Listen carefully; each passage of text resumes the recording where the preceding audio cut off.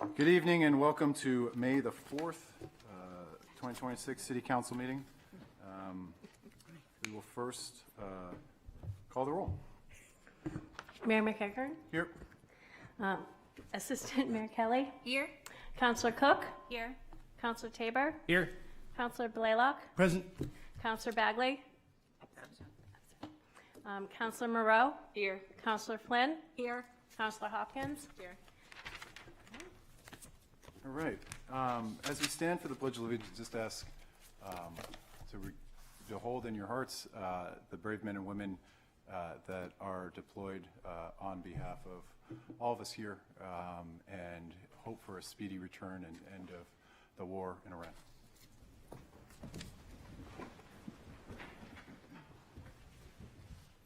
I pledge allegiance to the flag of the United States of America and to the republic for which it stands, one nation, under God, indivisible, with liberty and justice for all.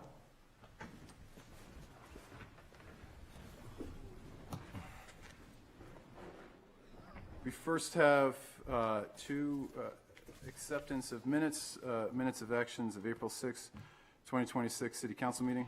Your Honor, I move to accept and approve the minutes of the April 6, 2026 City Council meeting. Second.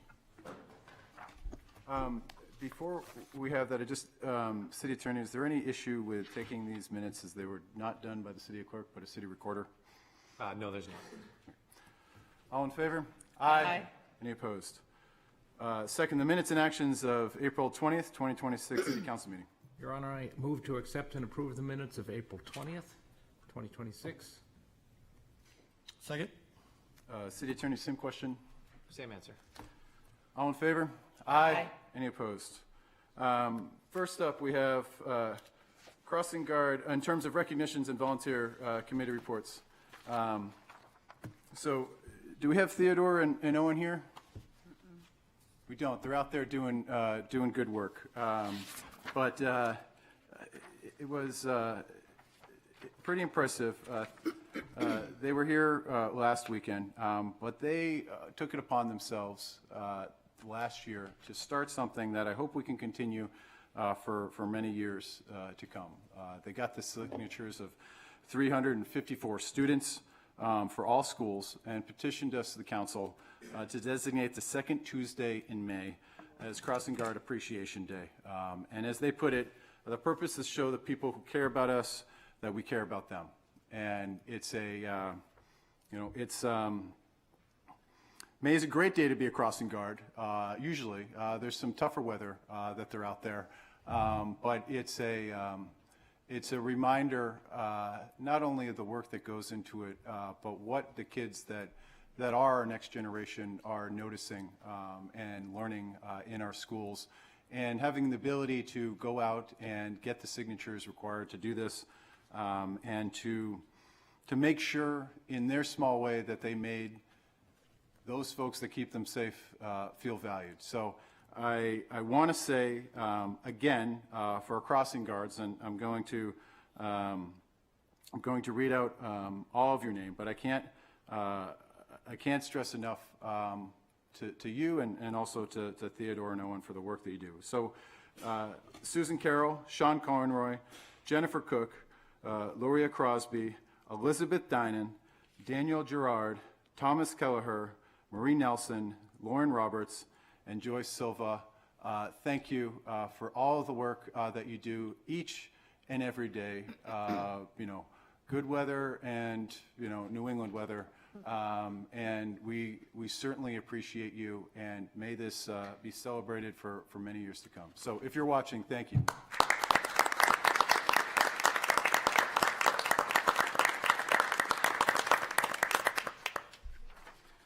We also have a public service recognition week, and that's May 3rd to the 9th, to proudly honor the dedicated individuals who keep Portsmouth running strong, from our first responders and public works crews to our educators, city staff. Your commitment to Portsmouth keeps us strong, and we appreciate all of the work both in front of the scenes and behind the scenes to make sure that the city that we love continues to run. So thank you for public Service Recognition Week. And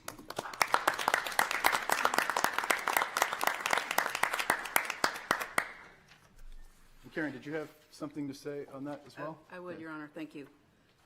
As a proud member of the staff here, working for the city, I'm proud to recognize, along with the mayor and the council, this important week, and want to thank the dedicated staff, volunteers, elected and appointed officials for your tireless service to the community. Every day, we all show up with professionalism, integrity, and a deep commitment to the people we serve, often working behind the scenes to keep the city running smoothly. It really has been called a calling and a passion, and I'm grateful to find many kindred spirits here who find that to be the case as well. So thank you for your dedication, your generosity of time and talent, and your unwavering commitment to public service. Thank you.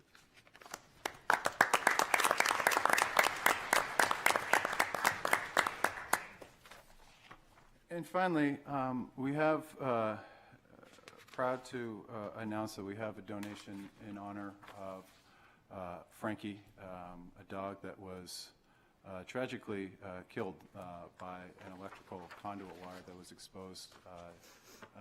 I know that the city manager and Deborah Van Patten were able to have a conversation.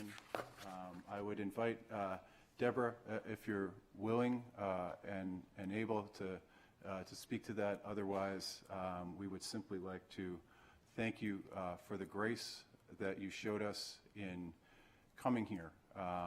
There's a lot of people, it's a tough time right now, and I think that the willingness that you showed to be a human being and ask us to be human beings when there are so many different avenues that you can take, legally, socially, all of the above. But you just asked for a recognition of Frankie's life and a commitment to continue to honor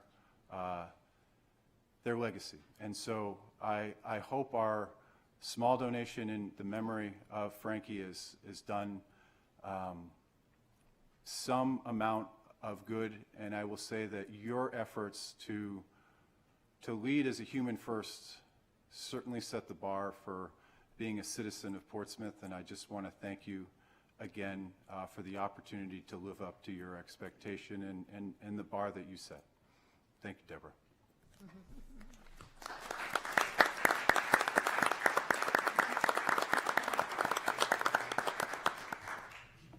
I almost want to turn around to speak to the people here because I received more sympathy cards. Deborah, I just want to make sure if you could just pull the microphone, you can turn the microphone all the way around so that you face back there. No, the other way. So you stand on the other side of the podium.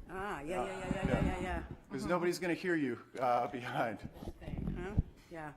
I just wanted to thank everyone.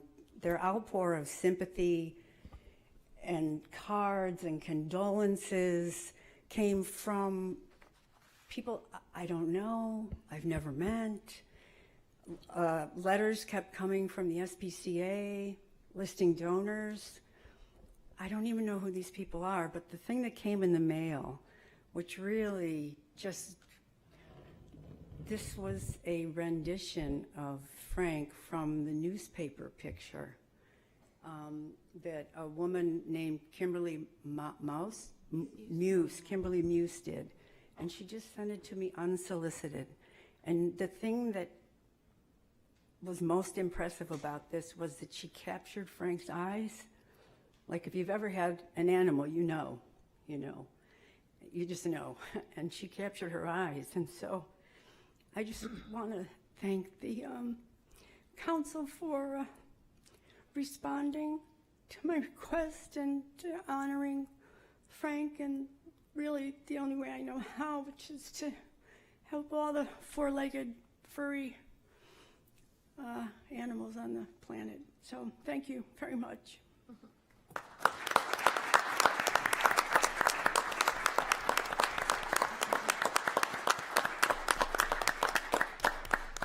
Thank you, Deborah.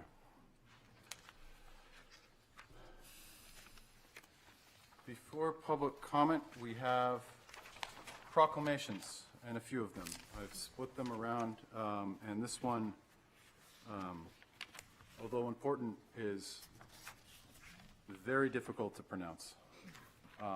A proclamation, whereas May is designated Progressive Supranuclear Palsy and Chordobasal Degeneration Awareness Month to bolster awareness of the disease and benefit patients, families, and healthcare professionals in communities across the country. And whereas Portsmouth is home to individuals, families, and care partners whose lives are affected by those diseases, their debilitating impacts, and the loss of loved ones. And whereas Progressive Supranuclear Palsy, or PSP, and corticobasal degeneration, or CBD, are adult-onset, rapidly progressing, fatal neurodegenerative disorders that affect multiple areas of the brain and cause complex symptoms and care needs. And whereas approximately 30,000 Americans are living with progressive supranuclear palsy and 2,000 Americans are living with corticobasal degeneration, experiencing significant difficulty with movement, balance, speech, swallowing, cognition, vision, mood changes, and a variety of other complex systems that can have a severe impact on individuals' quality of life and life expectancy. And whereas both PSP and CBD are aggressive in their progression, with most patients becoming dependent on care in 3 to 4 years, devastating the thousands of family caregivers, friends, and loved ones whose lives are affected by the disease and their losses. And whereas PSP and CBD are believed to be caused by a combination of environmental factors and genetics, but the exact cause is still unknown, and there are no known treatments or cures. And whereas additional research, support services, and education are needed to maintain quality of life for those affected by the disease, reduce delays in diagnosis, and access to proper care, lead to better treatments and find cures. Now, therefore, I, Declan McCachran, Mayor of the City of Portsmouth, on behalf of the City Council and citizens of Portsmouth, do declare May 2026 as Progressive Supranuclear Palsy and Corticobasal Degeneration Awareness Month in Portsmouth, and call upon the community to learn more about these fatal diseases, support affected individuals and caregivers, and advocate for advancements in research and care, given with my hand and the seal of the City of Portsmouth on this 4th day of May 2026. Thank you.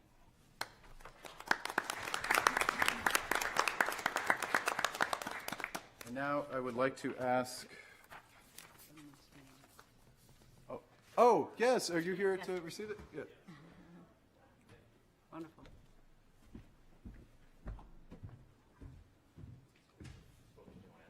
Oh, so sorry. Yes. Thank you. Would you like it? Oh, do you have a picture of it?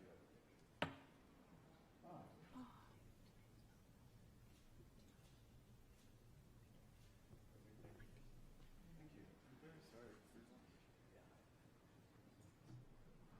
Absolutely.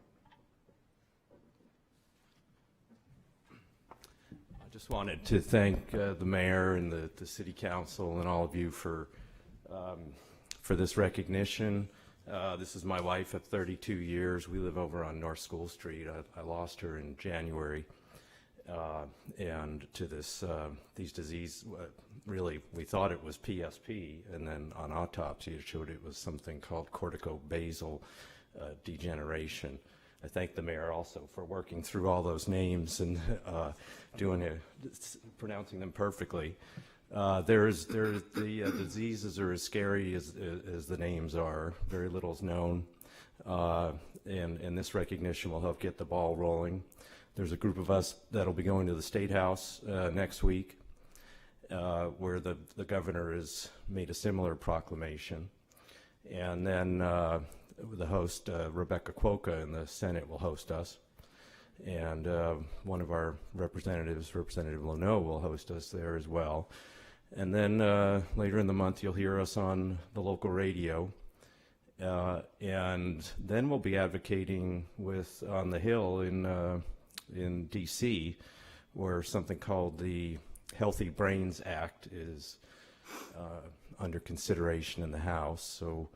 So I encourage everyone, as the mayor said, to look into these diseases. There's a curepsp.org is the easiest access to information, and of course, awareness is the first step in solving these complex issues. So again, thank you very much to the mayor and the city council. Thank you.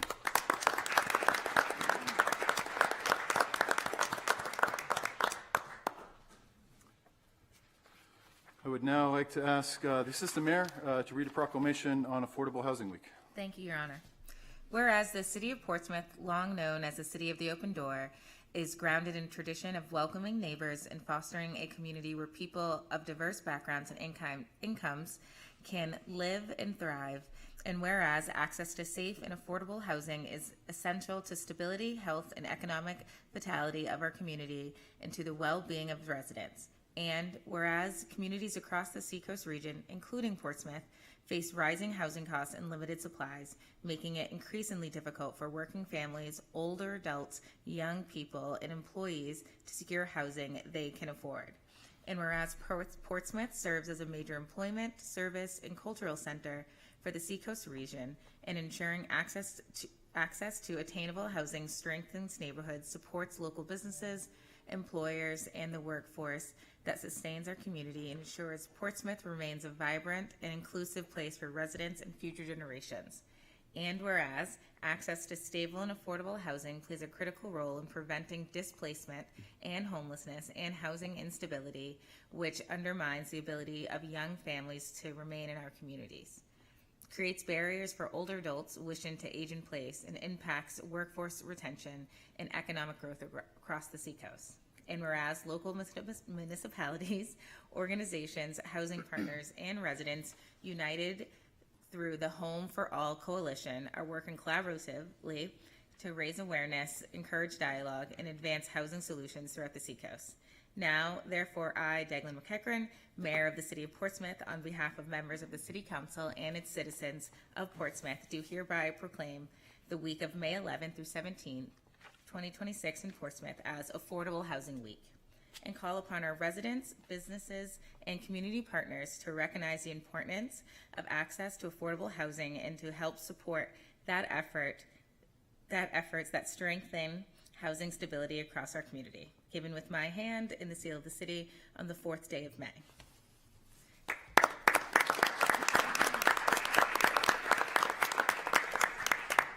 I believe we have someone to accept We do. this for the Home for All.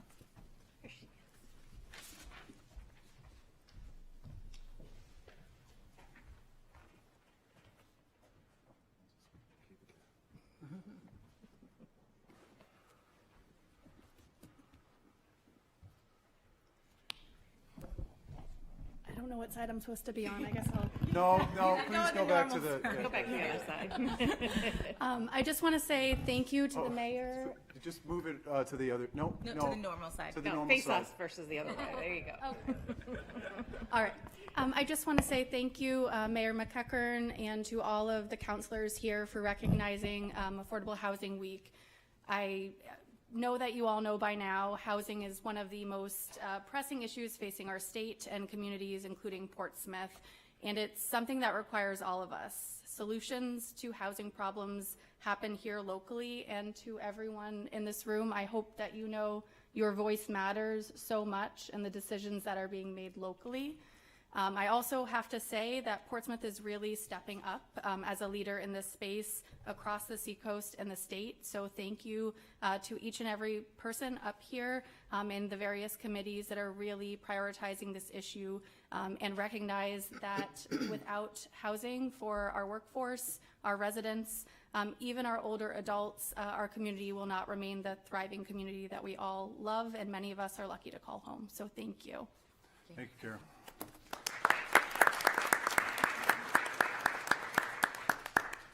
Next, Councilor Blaylock on Mental Health Awareness Month. Thank you, Your Honor.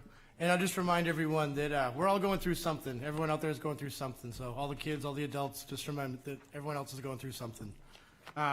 Whereas mental health is essential to the overall well-being, productivity, and resilience of individuals, families, and communities. And whereas 1 in 5 adults in the United States experiences mental health illness each year, and many go without necessary support, treatment, or understanding. And whereas stigma, lack of access to services, and social isolation prevent too many Portsmouth residents from seeking help. And whereas prevention, early identification, timely intervention, and community support improve outcomes for people living with mental health challenges. And whereas families, schools, employers, healthcare providers, faith communities, civic organizations, local government all play a vital role in promoting mental wellness and connecting people to care. And whereas the City of Portsmouth is committed to supporting mental health awareness, reducing stigma, expanding access to services, and fostering a safe, compassionate environment for all residents. Now therefore, I, Councilor Rich Blaylock, in behalf of David McCachran, Mayor of the City of Portsmouth, and on behalf of the members of the City Council and citizens of Portsmouth, do hereby proclaim the month of May 2026 as Mental Health Awareness Month, and encourage all residents, businesses, schools, and community organizations to observe this month with appropriate programs, public awareness activities, and outreach to promote mental wellness, and support those affected by mental illness, and strengthen access to care and recovery resources. Given with my hand in the seal of Portsmouth on this day, 4th of May, 2026. I believe we have Amy Michaels to receive this proclamation.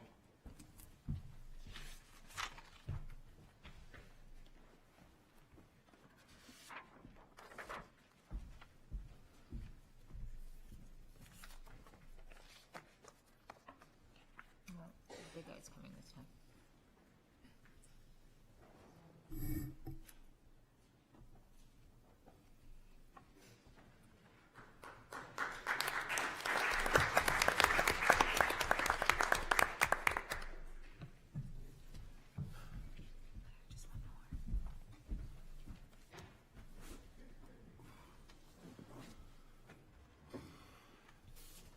And finally, in terms of proclamations of Councilor Flynn, about to read one for Kids to Parks Day, and just very excited about the upcoming events on May 16th at the South Mill Playground from 10 to 12 to celebrate Kids to Parks Day. And also, we have unveiled a new interactive parks and playgrounds map to help you find your local recreation spots easier.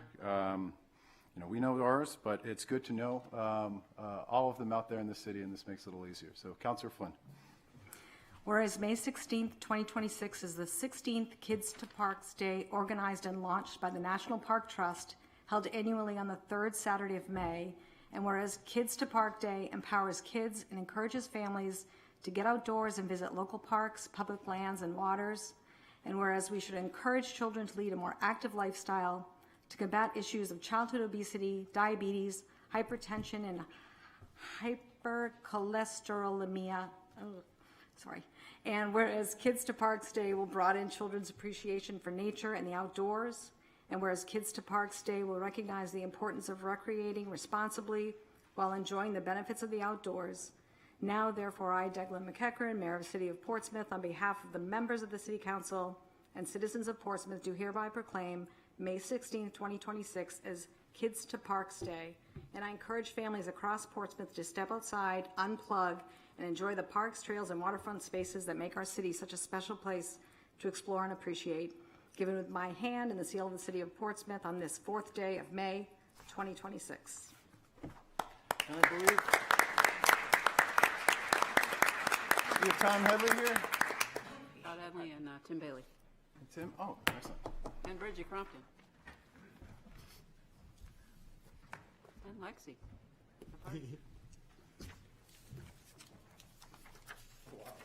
Thanks for being here, everybody.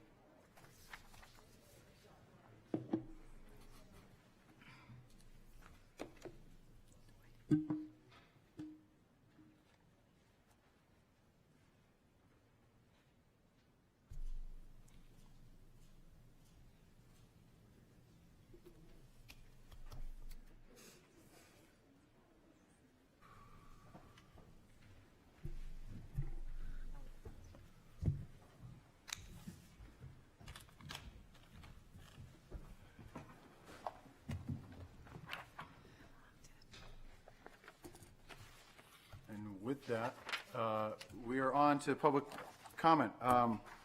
Deborah Van Patten signed up. Would you like to say any other words? I don't think you're going to be able to top it, but if you thought of anything while you were sitting that you'd like to say, there is, I forgot to say this, but please speak to it. All right. Deborah's got her own rules here. She's going to address it. Here we go. It's also going to be another fundraiser for the SPCA as well, for a lot of the nonprofits that are in the area.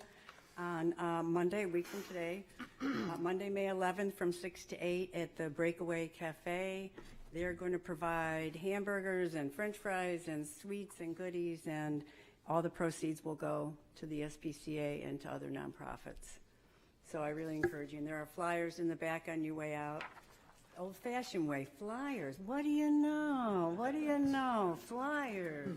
But anyway, I just wanted to say that, and thank you so much. And all my wonderful neighbors and supporters are here, and I just can't. I live in the best hood in the city. Thank you.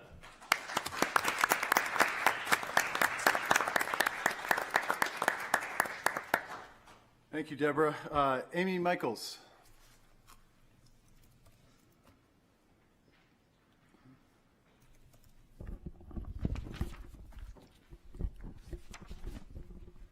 Thank you. Mayor, council members, and members of the community, mental health is part of everyday life. It shapes how we think, feel, connect with others, and move through the world. It touches every part of life, from housing and work to relationships and community. It deserves our attention, care, and public investment. Early supports make a measurable difference. Access to stable housing, employment assistance, healthcare, and community programs strengthen long-term stability and well-being. When support comes early, young people are more likely to thrive. Families avoid crisis, and our community saves resources while protecting its most vulnerable members. By encouraging patterns of open conversation and training community partners to recognize early signs, we can connect all residents to services before challenges escalate. Community awareness and coordination and accessibility support are essential to early identification and effective intervention. As a city, we can protect and advocate for all citizens by investing in prevention, expanding access to support, and fostering partnerships across housing, employment, health, and educational systems. I thank this council for prioritizing policies and funding that make early, equitable mental health supports available to all our residents. And up on there's a sheet that has some events that are happening. The community conversation, if people have not signed up for that, the information on that is there. And then also the boys lacrosse, varsity lacrosse is gonna have a Stick It to Stigma game, so all the information on that is there, and a little green pin for everybody for mental health awareness. Thank you. Thank you, Amy. We have Colin Scholler on the resident parking program fee increase. We also have a public comment on that, so if you don't want to be limited to the 3 minutes, you can speak at that or both. No, that's okay. I think it'll be quick. I basically just want to say that I am in favor of these programs, whether it's the fee increase of general parking around the city for non-residents or resident parking programs. I'm in favor of them. We have a very limited supply of parking. That is always going to be the case. Anytime that we attempt to increase that supply, the demand is always going to increase. That's a fact, right? You increase space for vehicles and cars, and it increases. But to increase those fees and to offer no alternative to our citizens, to our workers, to our visitors is unfair, and it's a waste of an opportunity. So what we need to do is we need to provide that alternative. And frankly, the most reasonable and the thing that works for the most people is our bus system. It exists, which is a big step forward from a lot of other similar communities which don't have that stepping stone. But it falls short in a lot of ways. It doesn't run late enough. It doesn't run frequently enough. It doesn't even accept non-cash payments. So if we're taking this step to increase the amount of revenue that our city makes from parking, from something that is going to continue to have demand no matter what the change we make is, I believe that we owe it to ourselves as members of the city, as residents, and to all the people that use our city to direct that money directly back to the people that it can help and the people that are going to be paying into this. So long story short, I would ask that for this round of changes, whether it's the pilot program, which I understand is just a pilot, or increasing the fees for on-street parking, or already having increased the fees for the garage, that money should go directly. Any increase should go directly to funding. Ideally, I think it should be the coast, but frankly, any alternative is a good use of that money. Thank you. Thank you, Colin. That's it for signups. I will note one point on the. I picked it up at 7, but feel free to come and address the. Yep.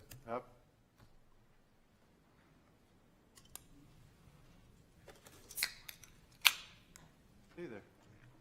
Thanks. My name is Stephanie, and I live on Sagamore Ave.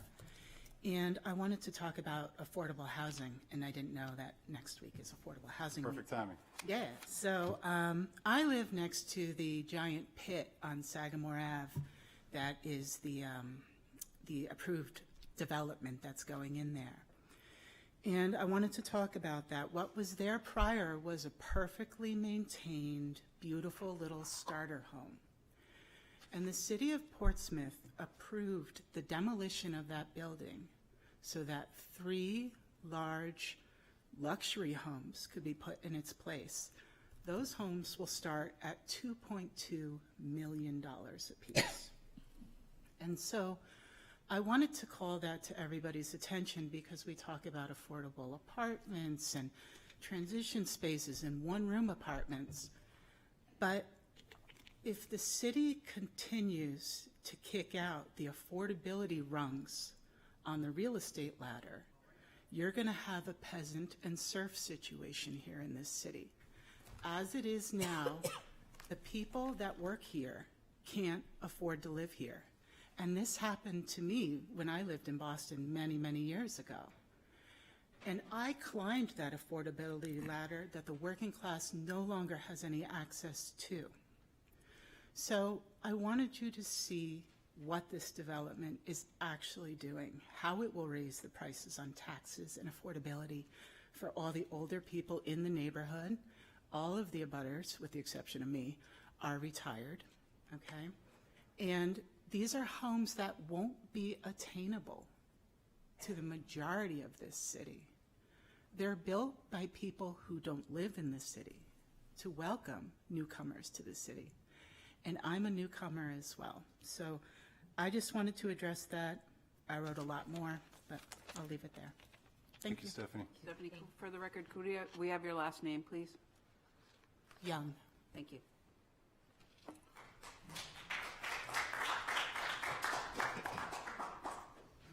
I'll make one point on an agenda item that was to come under my name. That was the appointment. I think you have one more person that wants Oh, to speak. okay. Sorry. Good evening, Mr. Mayor, City Council, Jim Lee, 520 Sagamore Avenue. My friends Joe and Kathy Familiero are out of town and wanted to submit a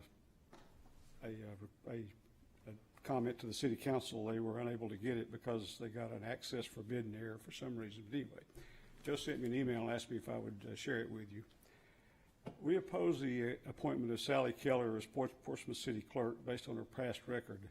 We believe this position reflects a commitment to maintaining the strength and election integrity in Portsmouth.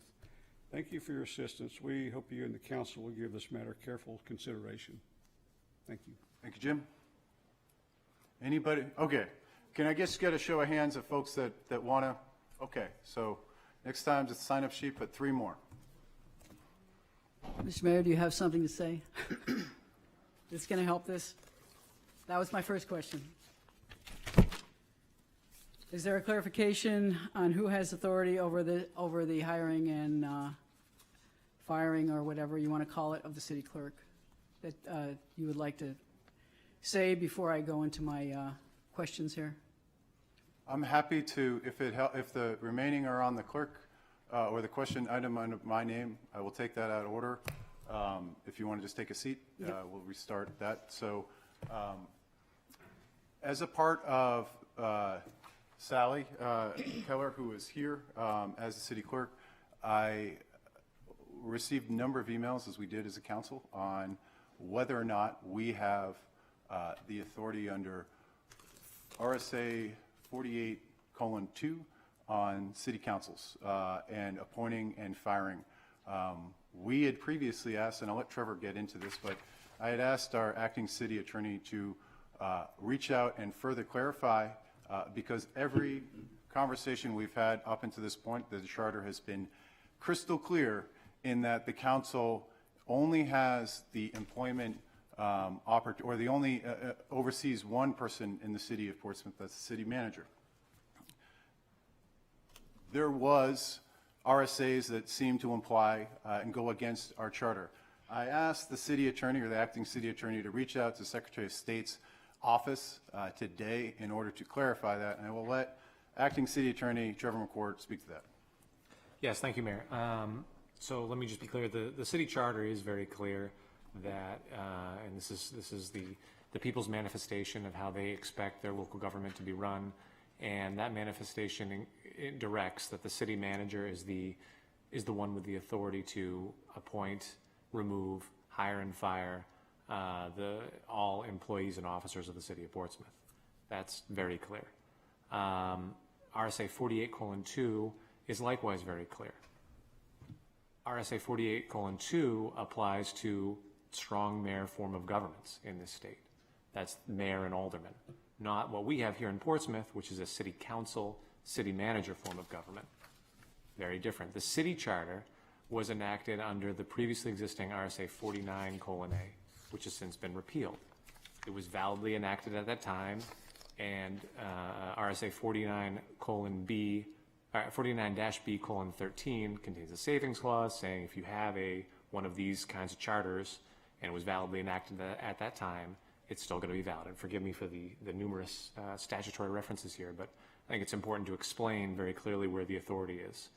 Now, at the time of the appointment of a clerk pro tempore, an acting city clerk, question was made by city staff to the Secretary of State's office on what the Secretary of State's office would need in order to provide access to the acting city clerk to vital records and to be able to carry out the election duties.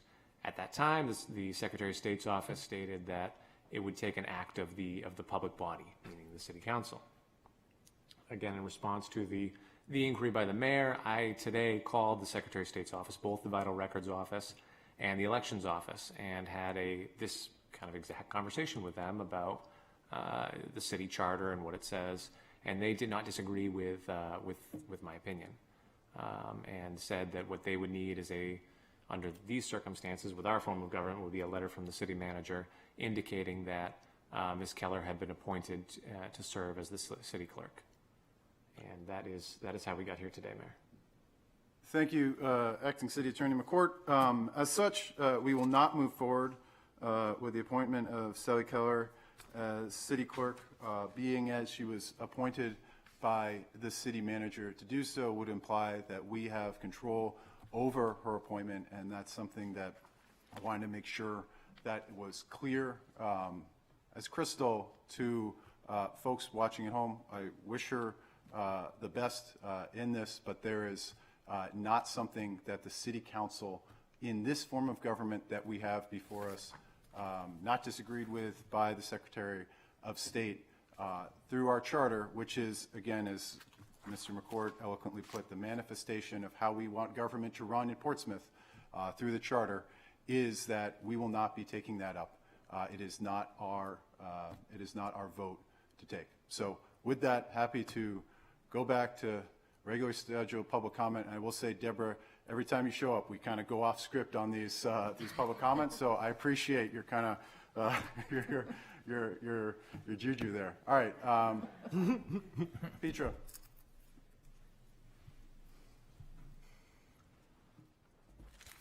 Petra Huda, Portsmouth. So based on what the mayor has just said, I still have some questions as a resident. So before, obviously you're not going to vote now, and obviously you had no choice in this. But I think that the residents of Portsmouth should know the facts in this case. There's a documented record that cannot be ignored, and it goes directly to the core responsibilities of this role. In Bedford's 2020 election, 190 absentee votes were never counted. Those voters were disenfranchised. That alone is serious, but what followed is more concerning. Those voters were not informed for a year. Local officials later told the public They were instructed by the Attorney General's office to stay silent, even from their own town council. The Attorney General's office responded in writing and said those claims were inaccurate. So let that sink in. A formal statement to the public was contradicted by the state's top law enforcement officer. The delay in notifying voters was attributed to local resistance, not the state direction. The decision to keep this from the public was not supported by any identified law or statute. And when passed, it was admitted that the legal advice behind the decision was informed, not vetted through the town attorney. Even more troubling, officials openly stated that they did not answer to the town council, a position that is flatly inconsistent with basic principles of municipal government. A no confidence vote followed, and still there was no clear acknowledgement that keeping voters and elected officials in the dark was wrong. So let's be clear about what this is and what this is not. This is not a simple administrative mistake. This is about judgment, transparency, and accountability after the mistake. And that is exactly what the city clerk role demands. So you were being asked to appoint this person to oversee elections, safeguard records, and ensure public trust, while there is a documented history involving this. So my question is, at a minimum, the council owes the public a full airing of that record before you would have taken a vote. Anything less is not due diligence. So the question is, are you confident that this record reflects the level of transparency and accountability Portsmouth expects? Or were you prepared to vote despite this and support the city manager's decision, as she does report to you? So this is worth asking the simple question: does Portsmouth really deserve better? Thank you. Thank you, Petra. Next.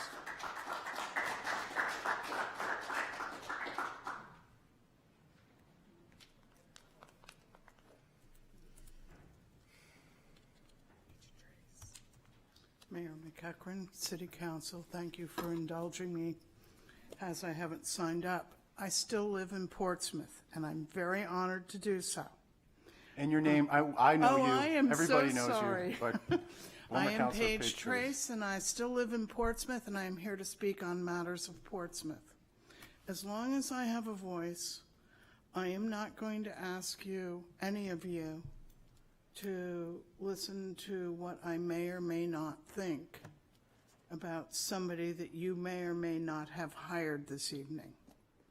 What I am going to ask you to do is think back to the many, many years that Kelly Barnaby admirably served many of us. I sat on the first council that your mayor sat on during COVID. And Kelly Barnaby was there always. She served us well, she did it with a smile, and she was honest, and she was a wonderful representative of this city. Countless people coming up to get a marriage license or a dog license. And there was Kelly. She didn't hesitate. And the same thing with June. And so while I still have a voice in this fair city, and I'll be sure to tell you when I do move, because I did get a notice asking me to swear on my death that I still live here because my birthday is at the end of the month. I, of all people, you're asking me whether I live here when there are thousands of cars traveling this fair city that I see day in and day out, with South Carolina, Virginia, Massachusetts, and they haven't changed their plates for more than a year, I can guarantee you. So where do we act on that? You come to a past city councilor and ask her if she still lives here? Or do you go after the people that are new, that are still living here a year and a half later and haven't registered their cars in the fair state of New Hampshire? I digress. Back to Kelly. God bless you, Kelly, wherever you are. If you're listening, as a past city councilor, I would be more than honored to write you a letter of recommendation to wherever you are looking and however you are doing it. As a past city councilor, that is my honor to somebody as fabulous as Kelly Barnaby. And for the life of me, I don't understand why you saw fit to get rid of her. Thank you. Thank you, Paige.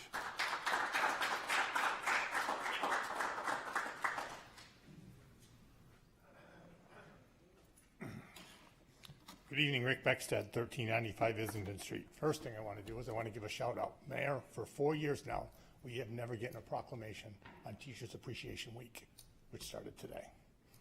My wife's a teacher, and actually I know that the city manager's husband is also a teacher. So I just find it really strange that we have not acknowledged those teachers, because without them, I mean, we'd be in a lot of trouble. My concerns tonight, simple. I've repeated them. I'll repeat them again. I'm worried about the meeting minutes. Saw the two that you had gone and taken into consideration. Literally, unless you watch YouTube, or I knew because I was there at those meetings, partook, there is no acknowledgement of the conversations that are taking place in this council. Honestly, I truly believe that those conversations are important. The one that we had on Prescott Park, important, needs to be in writing, not someone at YouTube. We don't even know how long YouTube will be there. 5 years, 10 years? When a counselor of 20 or 30 years from now is going to want to be looking at what you and others were talking about and the direction you are going and the conversations, and YouTube's not there, we're in trouble. I'm worried about this. It's action sheets now is all that it is. I did 4 years, so I know the difference between meeting minutes and action sheets. That's all that it is. Does it comply with the state law? I honestly believe, and I'll say it, this is the reason why Kelly Barnaby was forced to retire. Everyone read the article. She didn't fit in. She's 56 years old, a year older than me, sharp as a tack, wise way beyond any 56-year-old that I've ever met. And I think that she pushed back on the things that are happening right now, how we do our meeting minutes, how the role is played for our clerk, and she was pushed out. And I think there were things that were dangled in front of her, like pensions, city pensions, payouts, which I don't know if you guys are even going to do the pension. I mean, when Bob Sullivan left, when Dave Allen left, when there were people of great statute, 20 years put in, there's a $350,000, $400,000 payout. When are you going to go and acknowledge the acceptance of that to be able to pay Kelly Barnaby off that $300,000 to $400,000, near as I can tell? She was here as long as Bob Sullivan, and I know she's going to be entitled to something like that. Or is it just going to be swept behind the carpet and the city manager is going to go and write a check out from one of the funds and not even have a discussion with you? You are the governing body. You are her boss. You need to take the bull by the horns. I said this to Councilor Blaylock, your father, a couple of times when it was, you know what, it's time to do a job. It's time to take the bull by the horns. You guys govern this city. You create the policies. Things are questionable, and they need to be addressed and looked at. And you're not getting the real interpretations of an attorney. You can literally call New Hampshire Municipality Association and talk to an attorney yourself. You have that right to do so, to question what you're being told. Thank you very much. Thank you, Rick.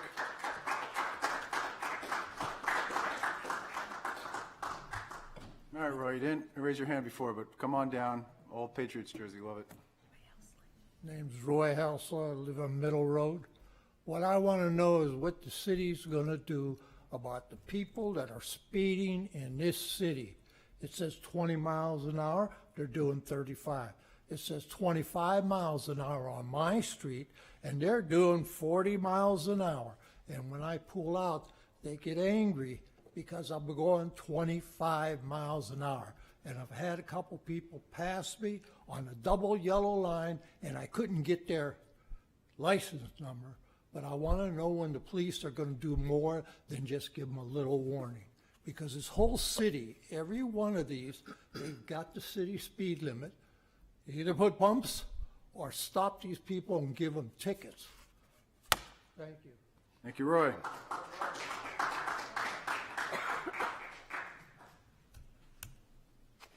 Okay, seeing no one rise, seeing no one on Zoom, we'll have the public hearing and vote on ordinance and resolution. This is public hearing and second reading of ordinance amending Chapter 11, Article 2, Section 11.216B relative to sewer use charges. We have a presentation Your Honor, we have a verbal presentation from Regulatory Counsel Suzanne Woodland. Welcome, Suzanne. Good evening, Mayor and City Council. Suzanne Woodland, Regulatory Counsel. Nice to see you again. So we are at second reading for a minor amendment to the sewer use ordinance. This minor amendment, as shown in your packet, will allow the city to add additional fees, sewer use fees, service fees, as part of any approval that you make later this year with regard to fees and charges for the water and sewer budget. So this is all it is. It's very minor. As you know, we had a work session back on March 2nd, 2026, where we went over what you can anticipate for changes and requests related to increasing costs. And this is just one sort of small piece of the puzzle because the sewer use ordinance is very old and it needed a little tweaking so that if you decided to add some charges on the sewer side, you would have the authority to do so if that's where you land. And I'll stop there, and if you have questions. Are there questions before the public comment or the public hearing? We will open the public hearing. Look forward to hearing 2 for against the ordinance amending Chapter 11, Article 2, Section 11.216B relative to sewer use charges.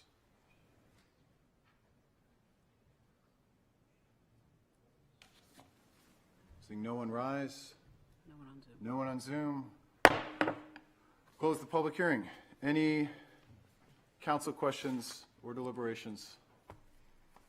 Your Honor, I'd move to pass second reading of the amendment to Chapter 11, Article 2, Section 11.216B relative to the establishment of sewer fees and hold third and final reading at the May 18th, 2026 City Council meeting. I second that. Any discussion?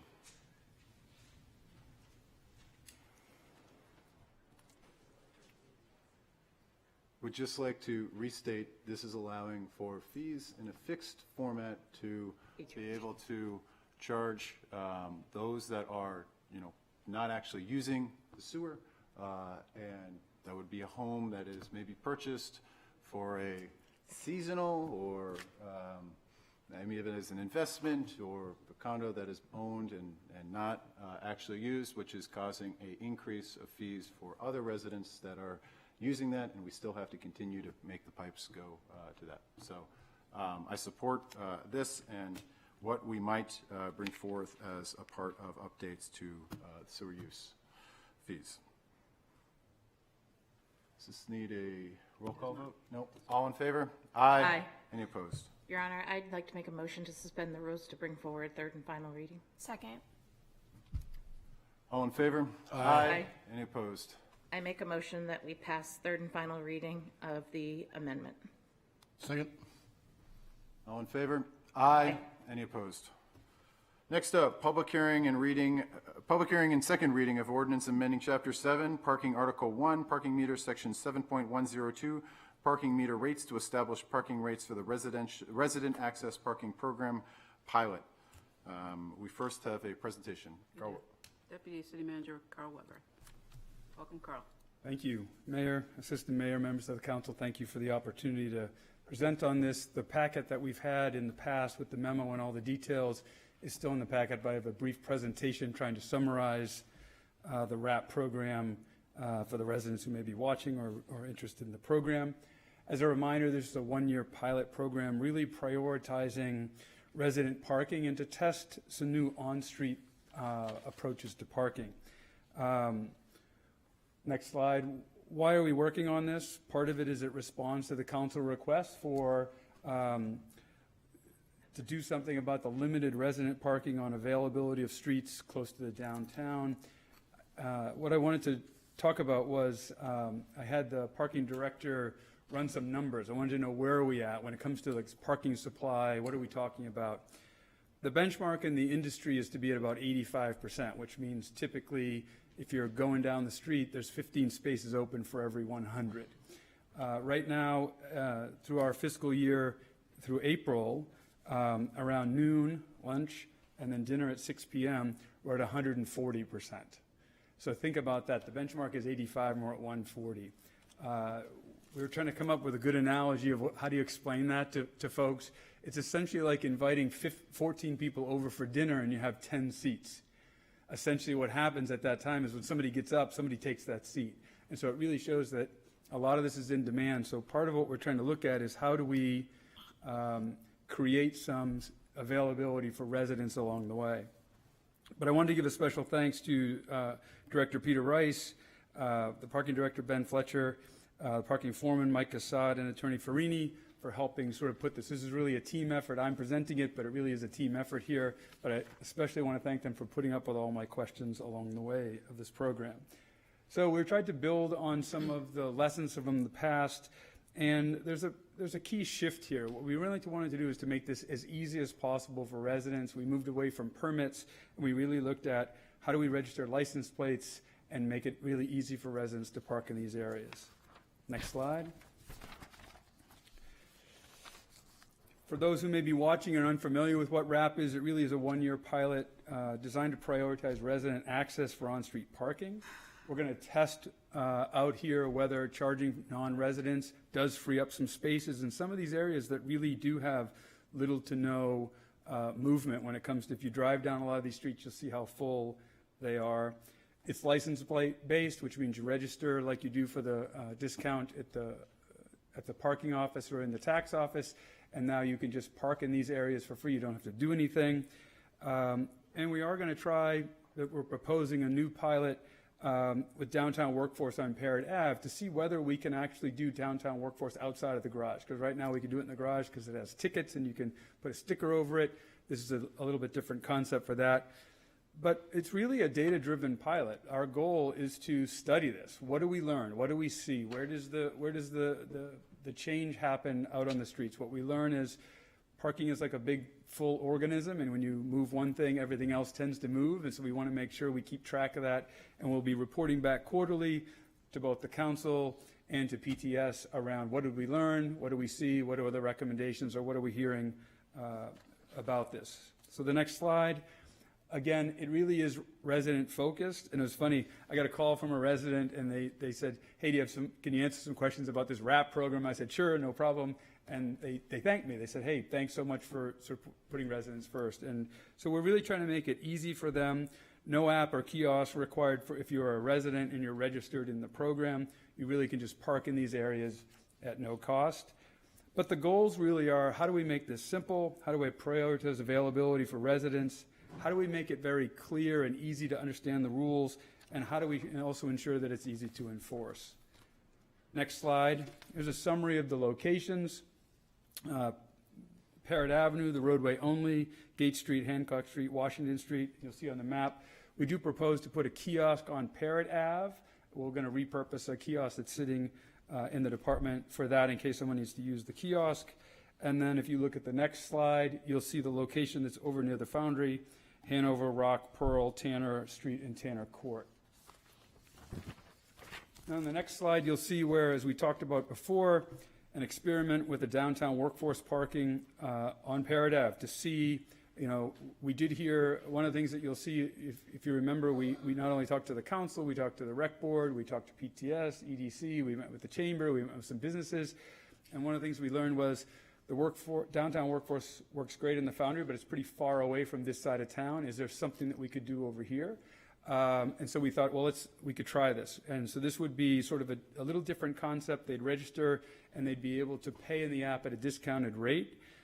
It's a little more flexible, but it's a pay-as-you-use. It's 30 cents an hour with a 35-cent fee, very comparable to what the Foundry costs for the downtown workforce parking. But again, a lot of this is just testing. When you think about that table without enough seats, a lot of what we're going to do until we address some supply is about, can we try some things and see what happens? And so part of this pilot is to get a lot of research along the way and see what else we might come back with recommendations. Next slide. Again, who pays what? So staff and folks that are working can park on there. Staff, library, recreation folks can park during working hours. When they're working, non-residents would be $1 an hour. And as I mentioned before, the downtown workforce in that just Parrott Ave would be 30 cents an hour plus the fee. Recapping the hours of enforcement. and also a couple of questions had come back along the way, but the existing rules around ADA and veteran-free parking still apply to this zone. I think the other question was, can people still reserve spaces when they need to? And the answer is yes. Summary of the economics of it all. There's a more detailed sheet in your packet, but essentially it's going to cost a little to enforce this, but we anticipate that we're going to gain some revenue, and it's going to be revenue to generate a little revenue, which will be helpful, especially in other areas if we extend the RAP program into other neighborhoods where there won't be a lot of non-resident parking. This will still cover the enforcement costs. So we're glad that, so far it's projecting to pay for itself. Again, the implementation timeline on the next slide, what you'll see is just really trying to go through the ordinance process, and then you're going to see a little bit later, we'd order signs and setups and do a lot of educations. We're going to use flyers as well, so that, good plug for flyers on the cars. And the hope is to start this on July 1. Next slide. We just wanted to give you an opportunity to see some of what we're working on. These aren't final, but we're just thinking about how do we make this very visible? How do we explain this to people? So we're trying to come up with a lot of resources. The next slide, frequently asked questions, and even that's the new how do you qualify for the Parking Portsmouth program. We actually made the rules simpler. We got some great feedback from residents that, hey, I brought in my registration. Why do I need something different? We actually got through there. We changed it up, made it simpler. We also are going to be putting this on as a fillable PDF online. We got that feedback from a resident as well. And as you remember, we are trying to work on how do we do this as an online form where people could just submit their information. We're still working on that as well. Next slide, data that's going to be tracked. Again, utilization trends. We're going to do this, the counts 3 times a day. Quarterly reporting, as I mentioned, the council and parking, traffic, and safety. Next slide. Takeaways, we tried to make this as simple as possible. There were a lot of lessons learned on the old program. Complicated systems tend to not work out well, so how do we make this really simple? Essentially, you're a resident, you register, you park. It's that simple. And again, we came up with a new on-street solution for the downtown workforce. It's self-supporting, a real data-driven approach, and this may help with those sort of higher density, affordable housing developments down the road. If something like this works, for residents, if it gets better access to some of the spaces, we can certainly report back on that as well. Interestingly enough, all the photos that were taken just a few weeks ago on a Thursday, and there weren't any spaces available in all the places we took pictures. Just this was a good illustration of what it looks like if you walk around some of these zones, you realize how packed it actually is. Last slide. Again, quarterly reports. The staff's reviewing, I know that the council had mentioned, what about community partners and volunteers? And what we would ask is, we'd like to spend some time, meet with stakeholders, and find out what we might propose. We haven't had time to really get into that. We think that, just like you had mentioned before, hey, what about downtown workforce? It took us a little while, but we came up with a solution. I think we'll come up with a solution. We just want to meet with people and see what is the problem, where is the issues, what can we potentially propose? And again, I think it comes back to, it's a supply issue. If we had more supply, we could be more creative. If we were closer to that 85%, we might be able to offer more creativity. We are going to look at the app, other things that we can enhance the experience for users, residents, non-residents along the way. But we really want to solicit feedback from everyone along the way. So we're going to hear from people, we're going to meet with folks, and really come up with any additions or subtractions along the way in this pilot. But again, we're trying to do our best of a streamlined pilot. If you notice, it's much different than when we first started. We streamlined it down and really tried to make it as simple as possible. And so with that, any questions? Questions for Carl? Councilor Tabor. Thanks, Carl. Great presentation, and you've really orchestrated this well. What might be the next streets that you'd look at if this is successful? I think what we want to do is see where the next streets make sense looking at the counts. I think we might also hear from residents that say, hey, would you consider us to be part of that? I thought what a great world it would be when people are saying, please put our roads in this, please put our streets in this program, versus like, hey, I don't want anything to do with this program. So I think that's why we're starting small, and I think we'll look at what the data says. And we're going to watch, where does this potentially push traffic, and we have got to be really attentive to that, because if it starts to spill over into a neighborhood, we may be back sooner rather than later with a recommendation that says these are the next streets that we might need to consider. Councilor Cook. Thank you, Your Honor, and thank you for the presentation. I had a resident reach out to me that said that they have a relative with a disability placard. And I conveyed that they would still receive 3 hours of free parking like you do anywhere else in the community. But the question was really, what if my relative comes and needs to stay overnight? They can't just go out and move their car to another location. This is not something that's easy to do. Is that something that we're prepared to kind of work with residents to figure out where kind of these challenges may arise? Yeah, I think if residents have problems, they can always reach out to us and talk. But I think in that case, it might be as simple as they park their car in one of the zones and let that person park at their house, right? So there may be some areas of that. We heard from some folks as well about, what about if there's a game and whatever. Some of this might encourage folks to carpool down there, which will be helpful as well.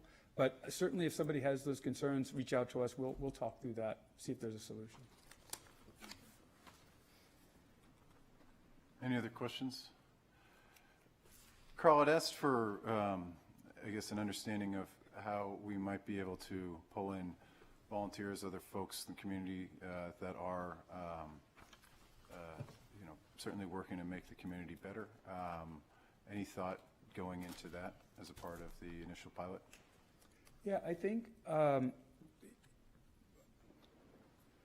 the pilot, as stated, I think we're on the move to get this for July 1. I think we'd like a little bit of time to meet with some folks. So I think we've identified some of who are the big community partners. We heard from who's got volunteers and do that. I think it's going to take a little bit of time for us to digest who they are, what are they doing, and how can we do this fairly and equitably. And so we're just trying to figure that out. And so, again, we're open to any suggestions of groups that you might want us to connect with, but certainly groups that have volunteers that come and do things, we're trying to reach out to some of those soon to just talk through what the issues may be. There are still lots of places to park for free. It's just not these two little neighborhoods in Parrott Ave. And so I think part of that, too, is we want to see how much of an issue is this and where can we do that? Is it, if Parrott Ave's an issue, but they can park here at City Hall, is that okay? Because you can park here for free. We just want to really understand that before we propose another layer on top of all these layers that we've already added. Does that make sense? Councilor Bowick? Thank you, Your Honor. To kind of touch on the mayor's question, I think, and some of the volunteers maybe work at the Little League, or some that volunteer at events, maybe the Connie Bean. But those are the groups that I'm kind of concerned out, that I don't want to punish them. They're signing up to try to make the community better, try to help out, and then I don't want them to get a ticket when they're volunteering their time and effort. Sure. But I understand the other issue of that once you make one change, everything else kind of changes. So I am curious to see how this all works. But I'm curious if it's going to just move. Will there be monitoring of the streets around this? Because that's what I'm worried. Once we draw the line, everyone's going to kind of go to the next line. But thank you. Yeah. Councilor Morrow? Thank you very much for putting this together. I think you've put a lot of thought to it, and I really appreciate it. I guess one of the things that we might want to consider when we're talking to all these groups and trying to find other ways to accommodate is trying to work in how they might fit into public transportation. Mm-hmm. And if there's a way for public transportation to actually be improved, then maybe that could be brought back to us as well if there's some specific instances that would help. That's all. Absolutely. What are, I guess, when we looked at community partners in that way, what were some of the things that proved to be a challenge in including them in this first pass? I think we were trying to identify all the ones that exist, so we're not creating one that doesn't fit everyone. And we just don't know who's out there that has it. We've heard from a handful, but that's it. And so we're trying to figure out what other options there are. It's for like a game, it's like, okay, does that encourage them to carpool with a resident to sort of, because again, we also have such a high demand that anything that encourages a carpool downtown is also helpful. We just want to know how big is the problem. And that's what we haven't been able to determine yet, where I think we heard and we could sort of quantify one street, downtown workers, it just made sense. Here, it's like there's a lot of them. And so is it hundreds? Is it thousands? We don't know yet. And I think that's why we wanted to make sure that we took the time to look at that and then propose some solutions that made sense. Just on that, would we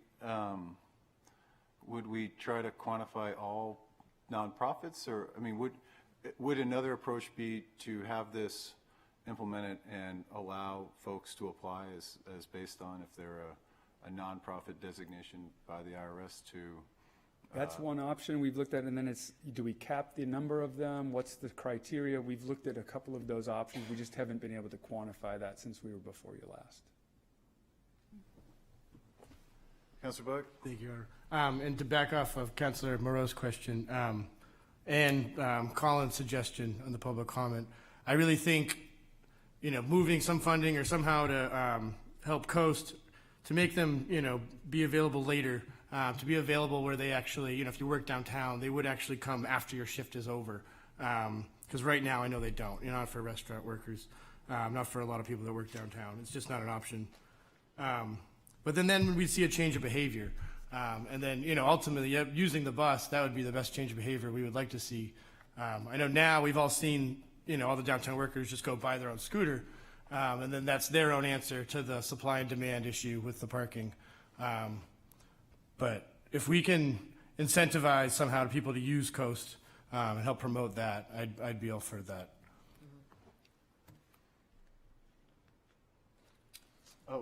Councilor Hopkins. I think, to your point, Councilor Blaylock, having people pay for parking is an uncomfortable incentive to promote people to, actually take forth changes in their behavior, carpooling, biking, taking public transport. And it's, also I want to bring focus back to, this is a resident access problem to parking in their own neighborhoods. And while I do appreciate the volunteers and the workforce and all of that, the solutions can come later for them. This is prioritizing our residents first, and I think it's a very good first approach that's been thoughtfully put together. Parking, Traffic, and Safety agrees with it. They've passed through all of the committees and commissions and have done a lot of edits, and I think that in part, we might need to offer a stick instead of a carrot to get people to change their behaviors around parking.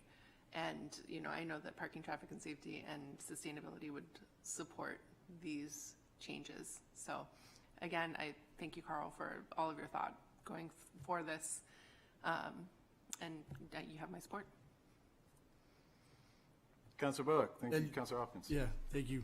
And just to touch on that, I completely agree with the two neighborhoods that are included in this. I think, those people should have access to their own neighborhoods. They pay property taxes in Portsmouth. This is their town. I don't want people that don't pay property taxes to come and park in their street and prevent them from parking in front of their own home. My worry is really just the Parrot Ave, just how that's affecting our recreation, our volunteers, how the downtown workforce parking program is I hope it's gonna help them. I don't really believe it's gonna. I don't think my workers are gonna use this. I don't, with me personally, I'm like, yeah, this is great, but not good enough. I'm gonna find my own answer. Scooter, you know what I mean? That's what you're gonna do. Or you're gonna park at Leary Field, you're gonna park on Elwyn Ave, you're gonna do one of those. But that's just my opinions right now. Councilor Tabor. I think the notion of I might lose some parking sort of works on the lizard part of the brain.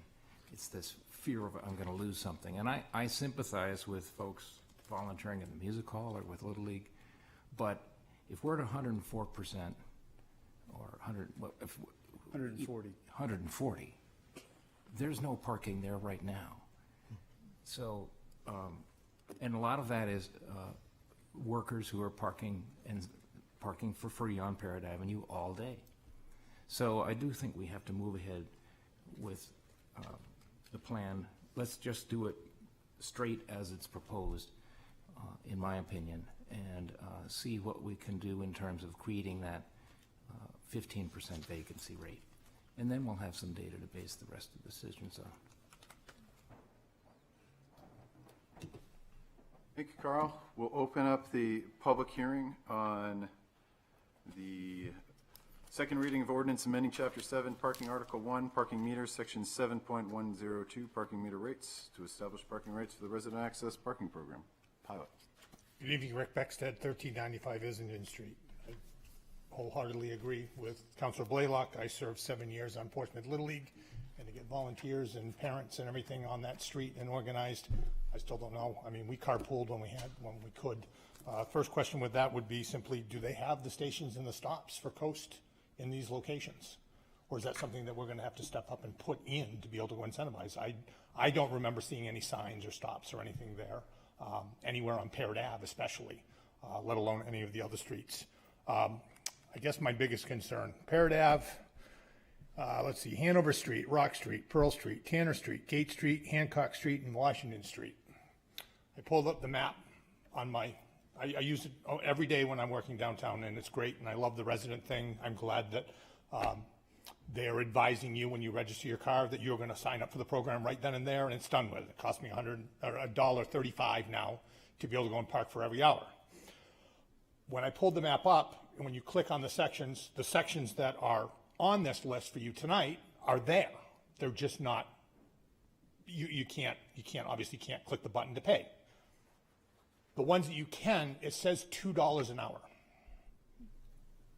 What you're going to create by the $1 an hour is you're going to create cheaper zones that people, when they come into Portsmouth, they're going to go, oh, this zone's $1.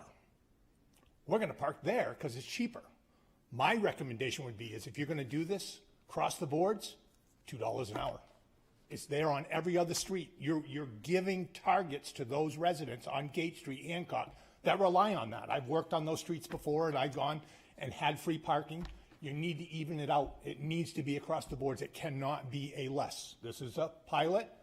I partook in a pilot on the creek.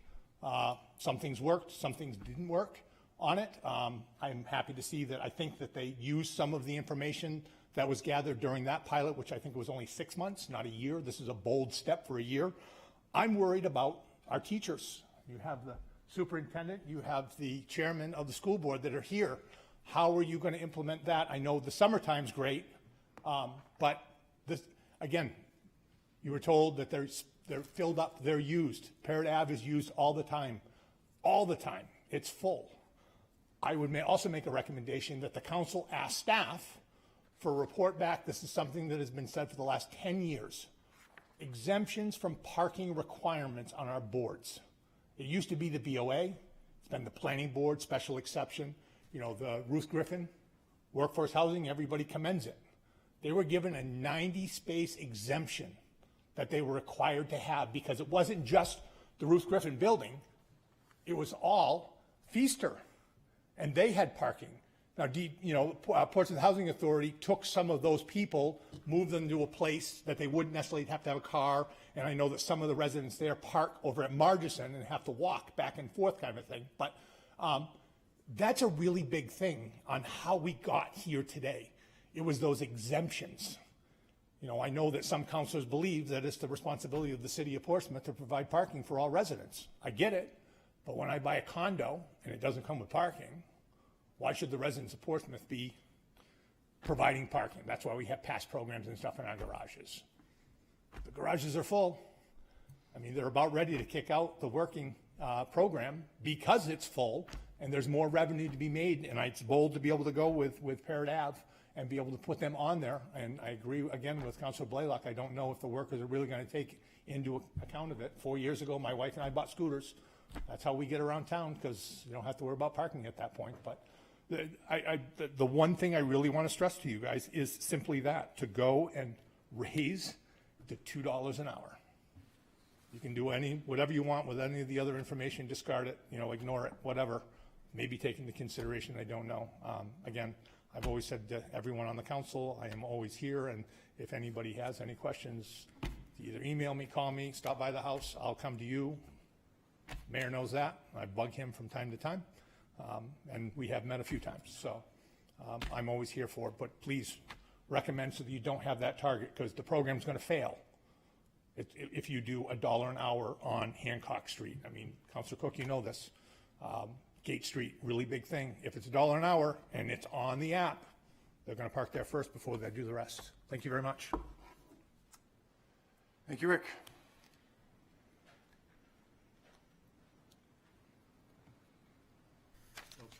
Brooks Stevens, I own a multifamily on Hanover Street between Rock and Brewster Street, and I have the same concern that Rick has. I think people are going to move even from the garage to those streets because it's going to be less money to park there than it is in the garage. That's a concern because already we have such limited parking in that neighborhood. That's a definite concern. The other issue is one of my tenants brought up under the old Islington parking street. They used to have a play card you could get for guests. Is that still going to happen? So if you have a guest that comes for the weekend, are they going to have to pay for parking just because they have a guest?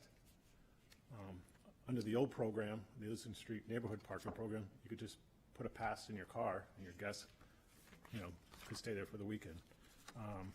But yeah, my biggest concern is it's going to move parking from garage in downtown city streets where it's more expensive into the neighborhood, which is an issue. Thank you. Thank you. Your Honor, we have one hand on Zoom. Robin Husledge. Oh, good. Robin, can you hear us? Yes, I can. Thank you so much. Robin Husledge, 27 Rock Street. Good evening, everyone. Thanks for the informative presentation. That was a big help. It answered some of my questions.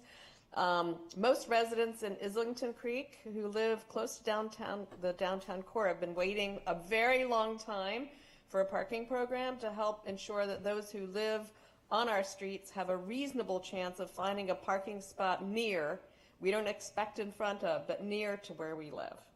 I live on Rock Street, one of the proposed RAP streets, and I'm in favor of a resident parking program and applaud your efforts to create one, but I do have some questions about the current proposal, such as, and maybe this will be handled in an informational meeting that hopefully will be arranged soon.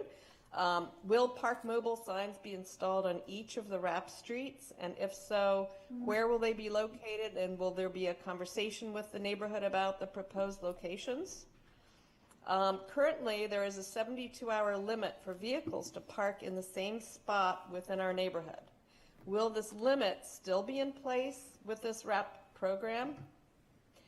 Will this RAP program provide each resident with a guest pass? Asked by someone else there, because, here you are giving, hopefully freeing up space on the street. So you're giving us this opportunity, which is very much needed. But then you're taking away the ability for our guests to park on the street. So it's like we give you something, we take something away. So I would love to see, maybe not a placard, because I know you're all digital here, but maybe there is like a code that can be plugged into the Park Mobile app when they park or something, and you're only allotted so many hours a month, or I don't know. But having the ability to have your guests park, again, reasonably close to where you live would be great. And the other question, so we currently have a resident-only parking program ordinance that's on the books for Hanover, Pearl Street, and maybe some other streets back in there. And there's signs, although has not been monitored, so no tickets ever. But I know it is a deterrent to somebody looking for free parking in our neighborhood. They see the signs, they're like, oh, well, I guess I don't want to risk getting a ticket. So I'm wondering, will this pilot replace that, even though it's just a pilot? And how are you going to handle, because that ordinance, I think, is on the books, so how are you going to handle that current ordinance and with this new program? And I'm hoping that there's an informational meeting that we can attend as residents that will be impacted, so we can learn more and ask all these kinds of questions. I agree with Rick Becksted's suggestion to raise the hourly rate to $2 an hour, because, oh my goodness, you're going to have people, just heading to our neighborhood as they do now. Right now it's free parking, but if they can save $1 an hour, they're going to come into our neighborhood and park. So that will totally defeat the whole purpose of, trying to free up space. And I also heartily applaud the idea of connecting public transportation with parking.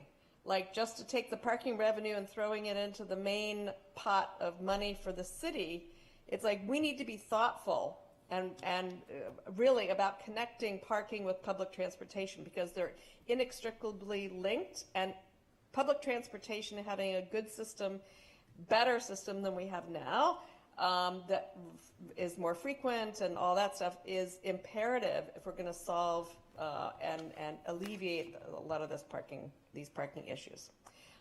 That's all I have for tonight. Thank you so much. Thank you, Robin.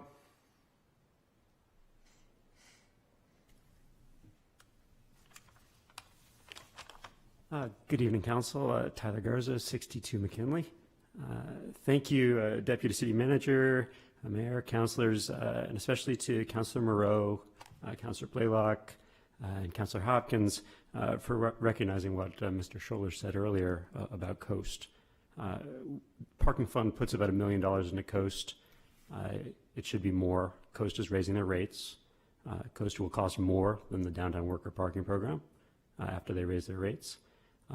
The only way to really get people to use Coast is to balance the price of parking appropriately against the price of Coast. This RAP program has been co-opted into a doubling of the downtown worker parking program. Let's look at the tax subsidy involved. With the upcoming Foundry Garage price increase, garage spots will cost $18 for an 8 to 9 hour stay, rack rate. Downtown worker parking program participants get this for $3. The remaining $15 a day is subsidy. If you do some multiplication work and exclude December, that's $500,000 of subsidy that is not going into our coffers. It's not going to fund Coast. It's just a tax subsidy. This precedent-setting expansion to Parrot, it's lesser, $6 a day revenue loss, maybe 90 users, 6 days a week, 48 weeks, could be up to $150,000 of tax subsidy. That's what's going on with that program. Councilors, parking and traffic are not some magic self-supporting fund. Hart, 1993, writes, for every dollar motorists pay to local governments spend $8. This money in our town comes from residential taxpayers. There's no transportation surplus, even though there's a return of parking funds to the general fund. Let's stop pretending about this. The residential access parking program started with a sound premise. Ensure street parking for residents so that we can enable more dense development downtown for all socioeconomic groups. We want people to live here, not necessarily to drive here. We want them to live here. This proposal, the RAP, has grown a deviation with the downtown worker parking program, and the continued effort to bring in community partners needs to be cut off now. Draw the line, stop it. Community or civic service is not a precondition of tax benefits. Thank you. Thank you, Tyler. Any other speakers? 2 for or against? Seeing none, any additional questions of the council? Councilor Cook. Thank you, Your Honor. I initially requested this resident access parking program examination with Councilor Bagley this time around to consider parking for specifically residents who are challenged by lack of parking in their immediate neighborhoods because of overflow from not just downtown, but from general contractors, which is what we find a real challenge in the South End, and from individuals who are parking long-term, overnight camping even on Parrot Avenue. The program as designed is not perfect. I love the saying, don't let the perfect be the enemy of the good. And that's why I'm going to go ahead and move forward and support this tonight. It isn't, it's absolutely not everything I dreamed it would be, but it addresses a lot of the challenges, and it's a start. I would love to see a shuttle service for downtown workers instead of having downtown workers on Parrott Avenue. The reality is we don't have a shuttle service yet. I would love to see the money that comes in from this program and for the downtown worker program, as suggested by Colin and Tyler, going towards expansion of public transportation, especially a shuttle service. I worry that as we expand downtown worker parking, we are disincentivizing employers to pay for that parking and to invest in some kind of shuttle service. So I think that we need to be really careful about how we incentivize or disincentivize public transit. I think it's very important that we focused on that, and that should be our priority for downtown workers. The South Mill Pond lot is not included. The Parrott Avenue lot's not included, and the library lot is not included, as well as Pierce Island. All of these lots dropped off the programming, the original programming. And I had specific concerns around South Mill Pond and the library lot, where we see a lot of non-resident parking and lack of access for residents to things like the pickleball courts and the public library. Those are both amenities that we pay for out of our tax dollars. It's really important that we provide resident access. So I hope down the line we consider an expansion that provides our residents priority when it comes to the pickleball courts, the playground, and our library. I think it's also important that we look at monitoring the Parrott Avenue lot, which is not included in this parking program. And the reason I say that is that I hear frequently from residents that people are parked in that lot for very long-term parking. There's a lot of overnight parking. I think a lot of that is residents of the South End neighborhood who don't actually have parking immediately in front of their homes, because there are a lot of people in that neighborhood that don't have driveways, including I have 2 direct abutters that don't have driveways, so I can understand that. And I live on a street that has no parking, so they have to park somewhere. So I do understand that we're seeing a lot of overnight parking there, but it would be nice to know who is parking there, how many people in that lot are residents versus non-residents parking overnight. But I do appreciate this solving some of the problems that we have some residents on Parrott Avenue that are dealing with parking, overnight parking from RVs and camping right next to their homes. And so this kind of helps address that, because people are paying hourly rates and are less likely to park there for free. I do agree that the rate should be higher.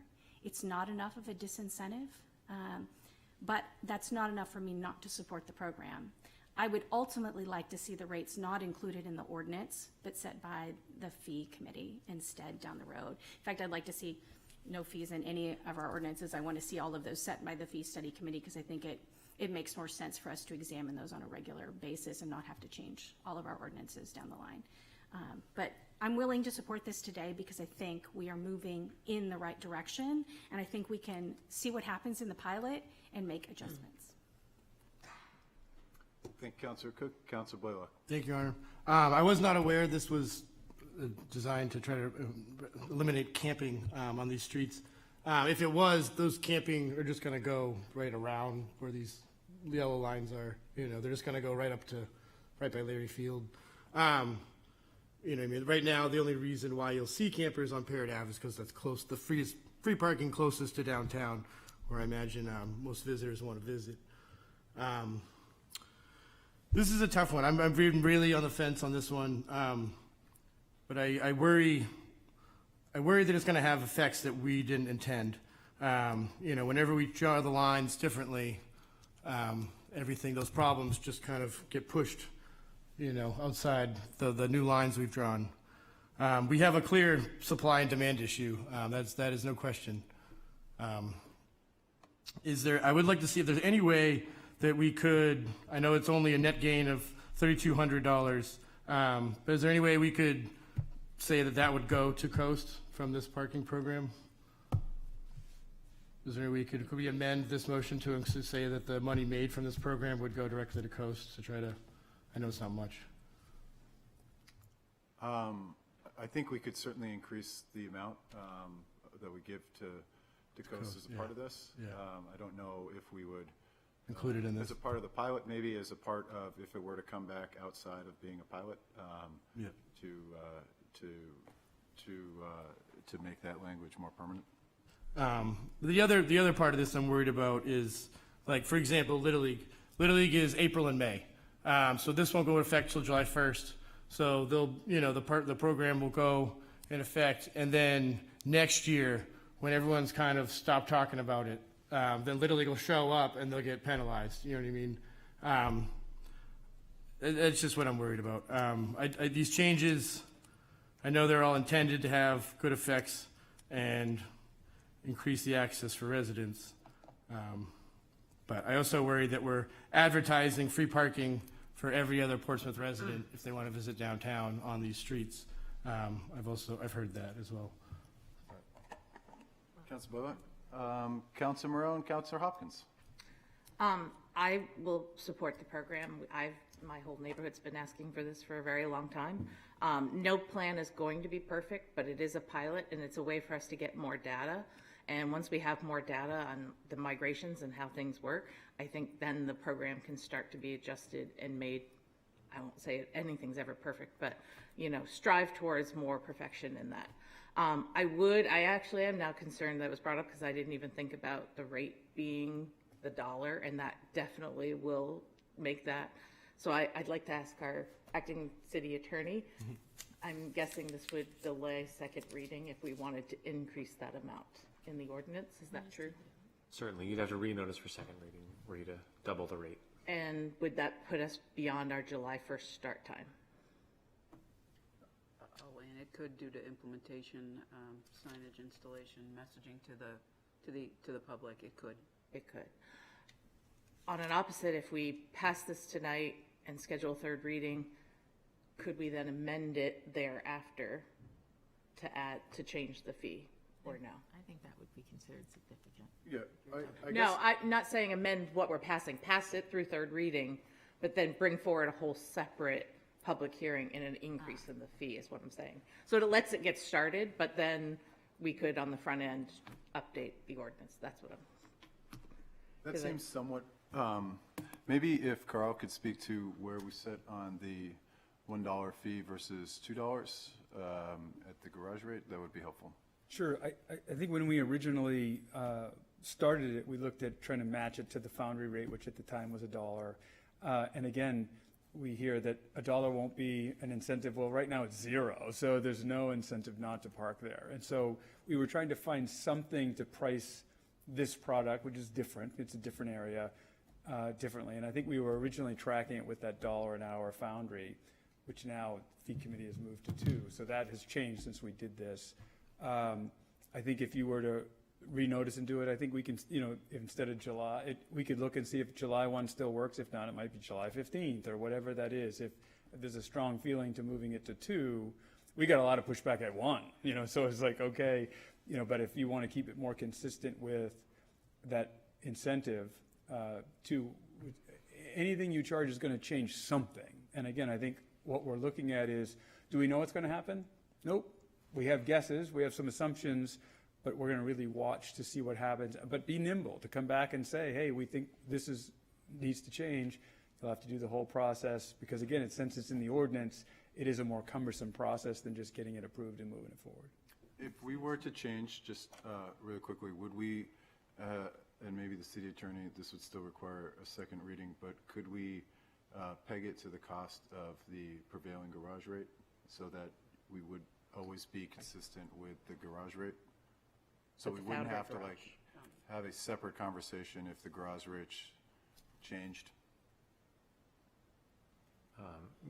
Again, I think if you're changing the price. No, I understand this would be a second reading, but I guess the intent of this at the beginning was to bless you, was to align to the prevailing or the garage rate at the time. So if we were to change it to tie to the garage rate, it could avoid this in the future if there were changes on that. And I'm wondering legally, is that something that we could do with these, with that rate, to tie it to declare it as a garage tile rate? Or peg it to the garage rate? Certainly you could, yeah. There wouldn't be any legal bar to that. Okay. Councilor Cook? Thank you, Your Honor. I had one more question for our legal counsel.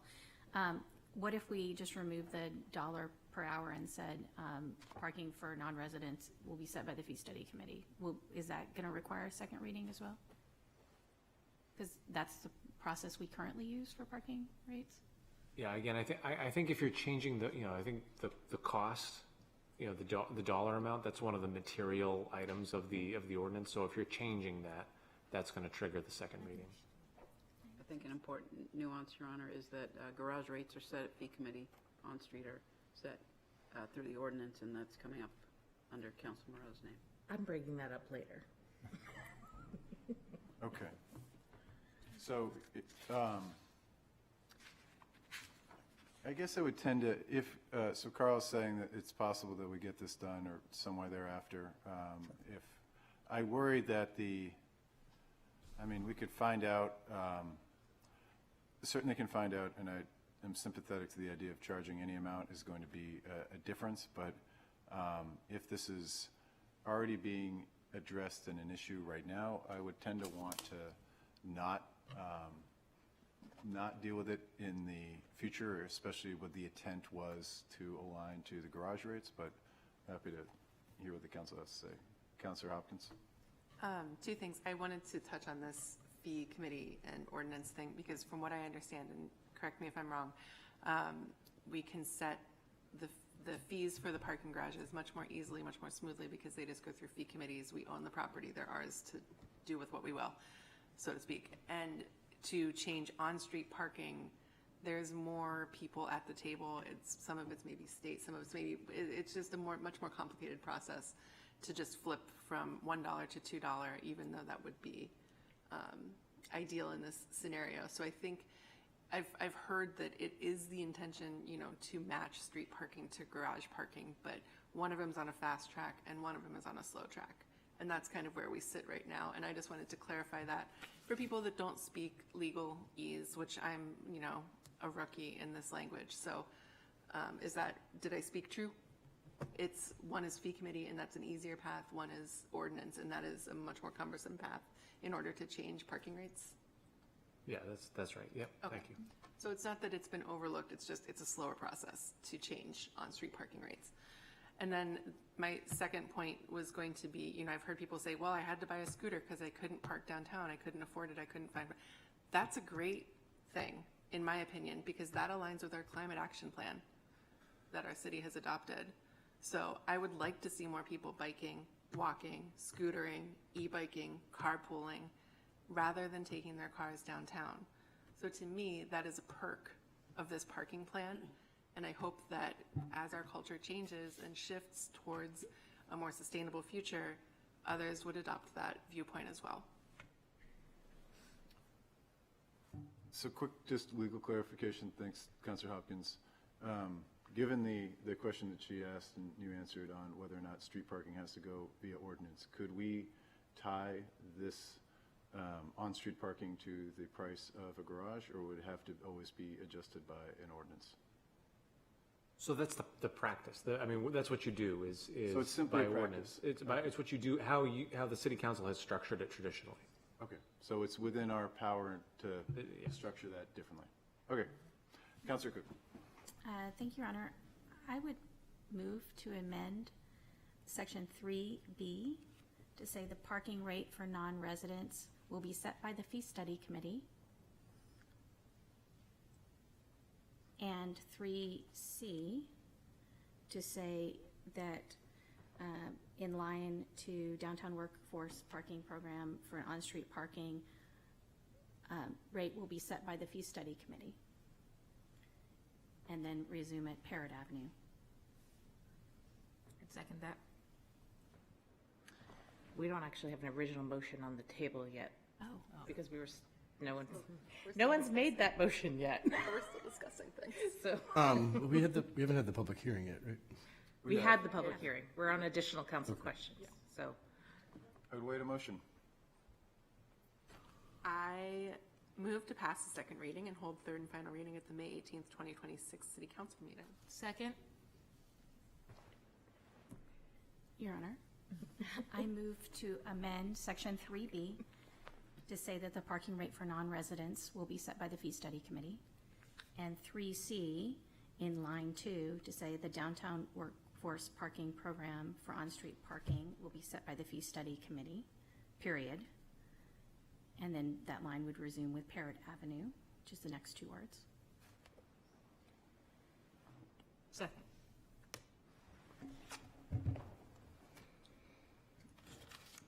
Any further discussion?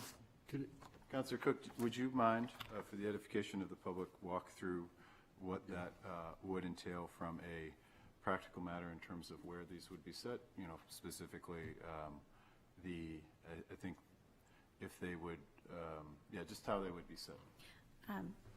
Sure, Your Honor. Essentially, that would establish the program, but then after the program was established, after we would vote through the third reading of the ordinance, then the fee study committee would have to meet to set the rates. So they would then choose at fee study committee what the rate should be for non-residents for on-street parking as part of this pilot program, and they would also choose what the rate should be for the downtown worker parking program that is on this street. It's essentially just on Parrot Avenue as part of this program. Now, I wouldn't want to assume what rate they would set, but based upon the discussion we've had here tonight, I would assume that they would set the rate higher at $2 per hour for parking for non-residents on streets, and still would set the downtown worker program at 30 cents per hour, because that's the current downtown worker parking program rate. So, but I don't want to put words in their mouth and make assumptions about how the fee study committee would set that rate, and then it would come back to the council for final approval as part of fee studies process. Councilor Morrow. Just more of a question. Is the fee committee able to meet before the third reading, or do we have to wait for third reading to meet as a member of the fee committee?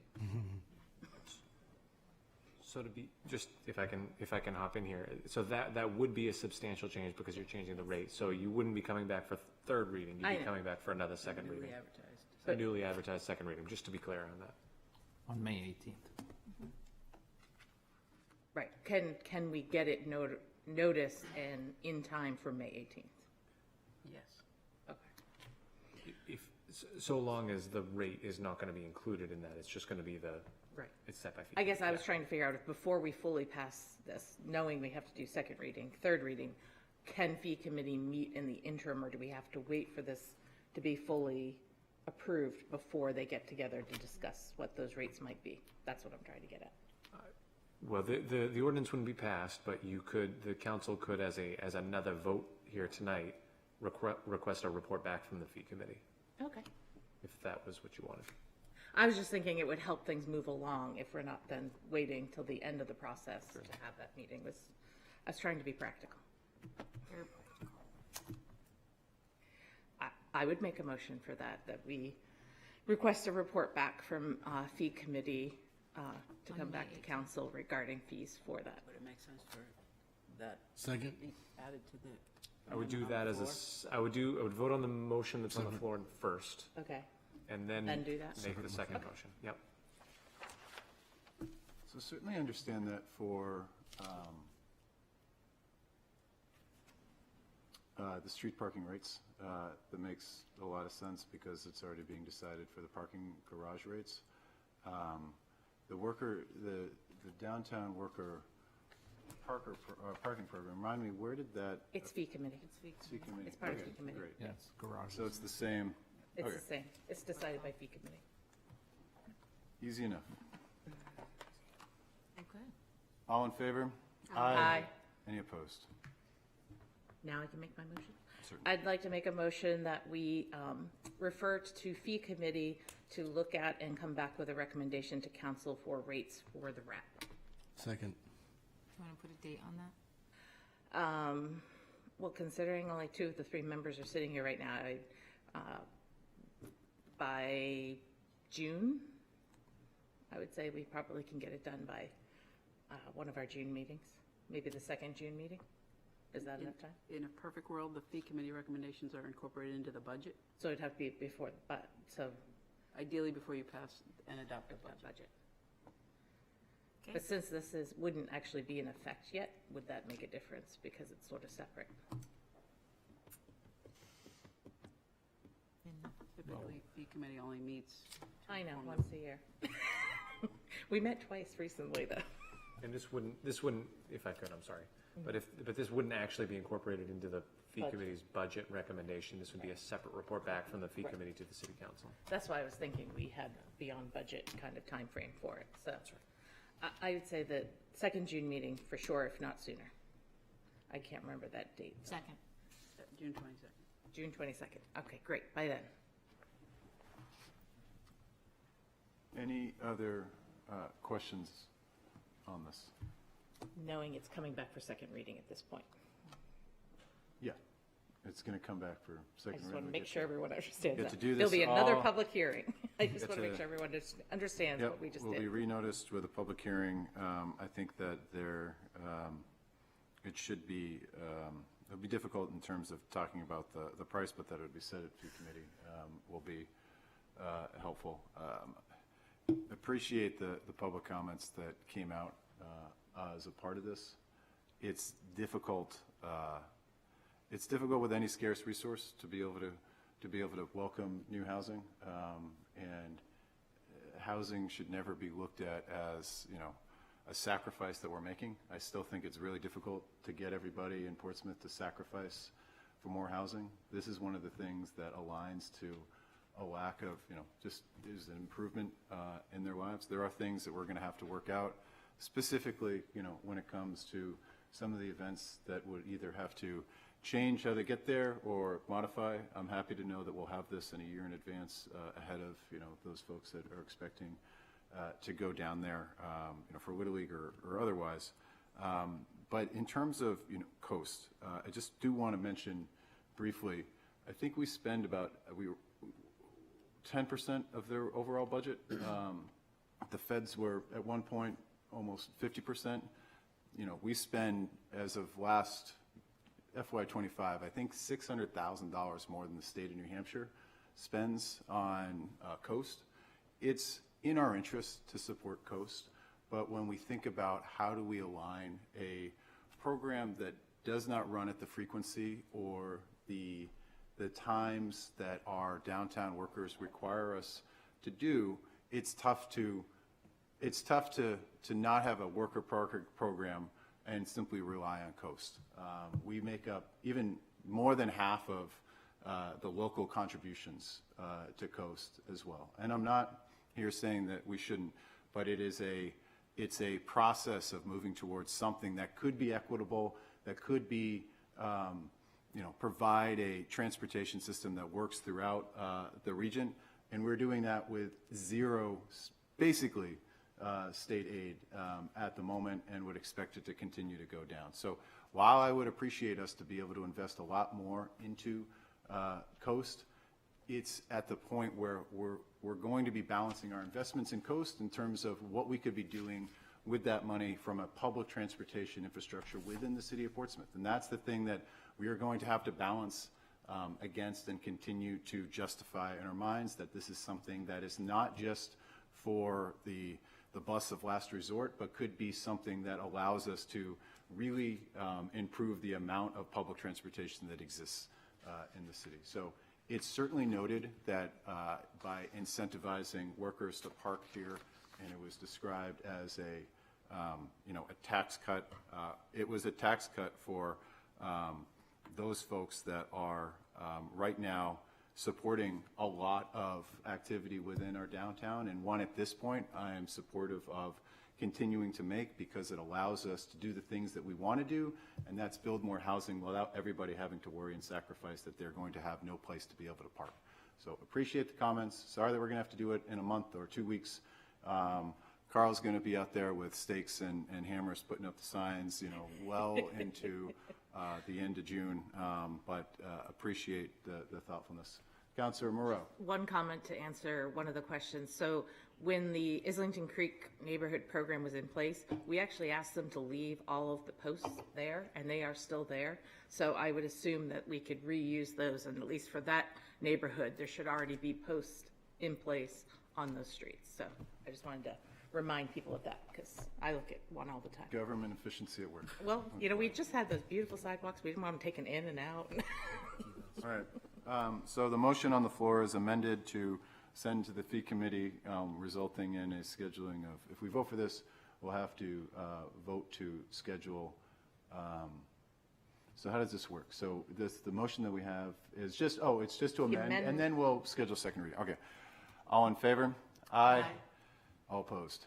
Okay. I'd wait a motion to schedule second reading and renotice. The major motion was already We made. include that in that. Okay. Great. All right. Then we're all set. It just has, right, we just have to vote on it. Did we vote on the report back from the fee committee? Yep, that's what we just did. That's what was on the Yeah. table. Okay. So now we vote. You've done the amendment, we did the additional, the fee committee requests, now the underlying motion as amended. But we're going to have to, sorry. We have to bring it back for second reading. Right, We so can't the pass motion second is reading to right now. pass, and so we can't pass that second Right. reading. But we can't, we're not, we are, it would be a motion to schedule public hearing Yeah. for, Continue. Yeah, continue public. You didn't close it, actually. No, I think he did close it, didn't he? yeah, I think it did close the Is that public to hearing. reschedule? Renotice and schedule, renotice and schedule. Yes, renotice and schedule a second hearing for the, Public yes. hearing for, yeah. Yeah, I would have made a motion Ordinance as amended, yeah. to reschedule public hearing and renotice second reading.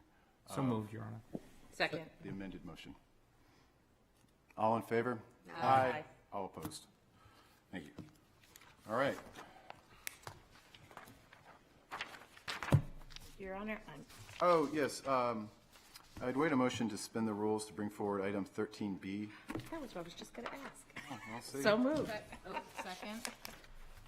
And that is a presentation on the rail trail. All in favor? Aye. Any opposed? Welcome, Dave Allen. Hey, Dave. Thank you. My name is David Allen. I'm the president of the New Hampshire Seacoast Greenway Alliance. Honored to be here, Mr. Mayor and members of the council, city manager. The reason I'm here tonight is just to give you a brief update. A lot has happened in the last couple of years. A lot is happening in the next couple of years regarding the rail trail. So this is just a short report as to where things are and some things that you'll be seeing that will be changing in the near future. So we were incorporated in 2022, the Alliance, and that was about the time they started to build the rail trail. And our mission is to promote regional coordination on policy development, management, maintenance, fundraising, and promotion of the New Hampshire Seacoast Greenway. And our Greenway is a little 14-mile section of what is a 3,000-mile trail going from Calais, Maine, down to Key West. And in various stages, I think 1,000 miles or so is now off-road. Some is bike lanes and whatnot, but I think 64% is now fairly safe for biking and pedestrians. The rest of it is still, they're still working on creating official lanes and off-road type infrastructure. Now, our 8-mile section, again, opened in September of 2024, and it goes from Portsmouth down to the Northampton town line. And as the Alliance, our main objective, or our first objective, was really looking at maintaining this thing. You know, it's a new beast for us, and what did we have to do for maintenance? How much was this going to cost? And our underlying goal is to, as a 501c3, was to try to take the burden of managing this off of the trail communities to provide both consistency and, you know, Peter Rice doesn't need another piece of infrastructure to maintain. So, and that was expressed by all the DPW directors that we talked to down the line. So the first 2 years we've contracted with Piscataqua Landscaping And it costs about $30,000 a year to maintain this 8-mile section of trail. And so far, we've been able to pull that off through donations, and are working on some other avenues to try to continue that funding, so again, that it doesn't go back to the communities to fund that. Because as you know, this is actually a state-owned piece of property that the city has maintenance agreements on, and those maintenance agreements, just like a sidewalk along Route 1, requires the municipalities to maintain that. And the New Hampshire Seacoast Greenway Alliance has set up agreements with the city that we would do that with your oversight. So we started some of our first projects. I'm just going to talk about a couple of things we've done. We started by putting in the milepost markers every 1/10 of a mile. Worked very closely with Portsmouth Public Works to get that done, and then the other public works going down the lane. So we have mile markers every 1/10 of a mile, and then we actually put the markers on there. The mile markers on there were done by volunteers. It was the Portsmouth High School cycling team that very quickly installed all of the mile markers down the full line of the posts. We've done some things like you'll notice there are a couple of kiosks there at the trailheads. Those were done by Simon Noel, a Portsmouth Eagle Scout candidate, and that was one of his projects that we worked with him on getting those installed. And we've done 2 volunteer cleanup days, one last year, one just this past weekend, and I'm happy to report that when we're doing cleanup, we're really almost cleaning up Mother Nature, where branches have fallen down and trees have fallen down, more so than trash. There aren't a lot of, there's some occasional dog bag, but in general, it's really cleaning Mother Nature off the trail, and we've been very successful doing that. So if you were to go down there now, you'd see a lot of stick piles and trees that were cut up that are part of the cleanup process.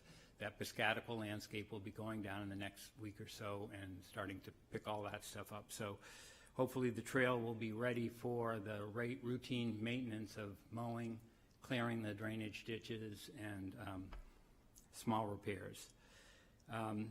We've also received a grant from the East Coast Greenway, the larger organization. We'll be putting in 6 permanent trail marker trail counters, and we've had some temporary ones that we put up. We've seen counts as high as 1,200 people on the trail on a weekend, and as high as 400 to 500 on a weekday. So this trail is getting well used, and those highest numbers are actually coming in that Portsmouth area near the skate park. That's where we're seeing the most use. And our organization was actually recognized by the Chamber of Commerce, Greater Portsmouth, Chamber Collaborative of Greater Portsmouth, for the Community Connector Award this past December. So we've been pretty active, kind of feeling our what we can and can't do, and we have a few big things in the works. The first thing is the next section that goes from the Northampton border down to Drakeside Road in Hampton. That should be opening up in hopefully by the end of May, and hopefully having a ribbon cutting down there in early June. And we're also looking forward to Portsmouth receive that $850,000 grant, and I understand they're very close to putting out an RFP for designing the trailhead on Borthwick Avenue and Banfield Road. So those will be great additions. And then our biggest initiative that we're working on as the Alliance, and this will be really to help us provide funding for the trail, is we're starting an Adopt a Trail program, and we're working on the software right now to do that, and hopefully within the next couple weeks we'll be going live with that. But these are the mile marker posts that are on the post right now. And then we're going to have, for $300, a family or an individual will be able to buy a little placard like this with their name on it. And for $500, a business will be able to purchase with their business logo. And so these signs will be very tasteful, but sitting beneath the mile markers on those posts. And it's our belief that with that funding from that on an annual basis, we should be able to cover maintenance costs on the trail. And again, pulling that off of the taxpayers and allowing this to be maintained in a very consistent and uniform way for the benefit of everybody. So that's that's your little intermission from the battles that you are working on, but good news. So Thank you, Mr. Allen. Any questions? Councilor Cook. Thank you, Your Honor, and thank you so much for coming today and giving us an update. I think that our residents absolutely love the rail trail. Yeah. It is well used, coming out of Portsmouth, clearly right around the skate park, and we see a lot of residents entering at that point. So thank you again for providing this incredible amenity to us and maintaining it. I had two quick questions about some maintenance done. We had a resident reach out that was questioning removal of some trees along the rail trail, and concerned about removing too many trees because the trees do make it a prettier environment. And so I was hoping this isn't Dave Allen. So this came, and we can have the city attorney, but it was from a state. They put it in. It was incorrectly aligned, and so they the contractor is reaching out to the state, as I understand. Have they received any information back on that? Not to my knowledge. So it's separate from Mr. Allen and the presentation. So it's not Piscataqua Landscaping that is doing that removal. Okay, that's good to know. No. And then the second question I have is that I serve on the Public Art Review Committee. Yes. And there have been several questions about placing murals along the rail trail or artworks along the rail trail. Is there an openness to incorporating Yeah, that? absolutely. And we've actually, I know we had Chris Dwyer came to one of our meetings, and we were literally just getting our feet on the ground and getting this maintenance thing figured out. And so we do have a small subcommittee that is working on coming up with kind of taking the city's policies and seeing if we could incorporate them into our work plan. But yeah, we're very much interested in that, and we're really feeling like if we can just get this this Adopt a Trail program going, then we'll be able to move on to some of these other pieces. So. Very good. Thank you. Yes. Yep. Councilor Bullock. Thank you, Your Honor. Thank you, David. Thank you for your presentation, and thank you for all the work that the Alliance does. I'm on the rail trail most days if it's dry out. All my neighbors love it. I know the kids love it. I see them, they're all at the skate park and they're going up and down, and it's just awesome. I know there's some maps and stuff, basically saying where the trail is. Are there any plans for any maps to kind of show where the other trails off of it are? Yeah, that again, like we found we're pressing our limits on even producing a software program that allows people to do this Adopt a Trail. And we put those initial maps out in the kiosks, and they're knowing that in another month we're going to have a different map because the trail is going to end in some different places. But we are looking at developing like a QR code that people can scan, and in our hopes in the future will be allowing mapping to amenities and how to getting through Portsmouth from the trail is not intuitive right now, and there we do have we worked with the city and worked with the New Hampshire, the Seacoast Greenway in New Hampshire group, and there is a designated path, but we want to make that a little more, a little better known. Hopefully, we'll get the North Mill Pond piece going in the near future. And just to touch on that, I think the portion that Councilor Quick was speaking about, there's a little portion that connects it to Sage Lane. I think you'll see some, markers on there where maybe that trail wasn't put in the correct location, but I know that's off of the rail trail. That's a separate, it's just a connection too, but I just want to clarify for the public.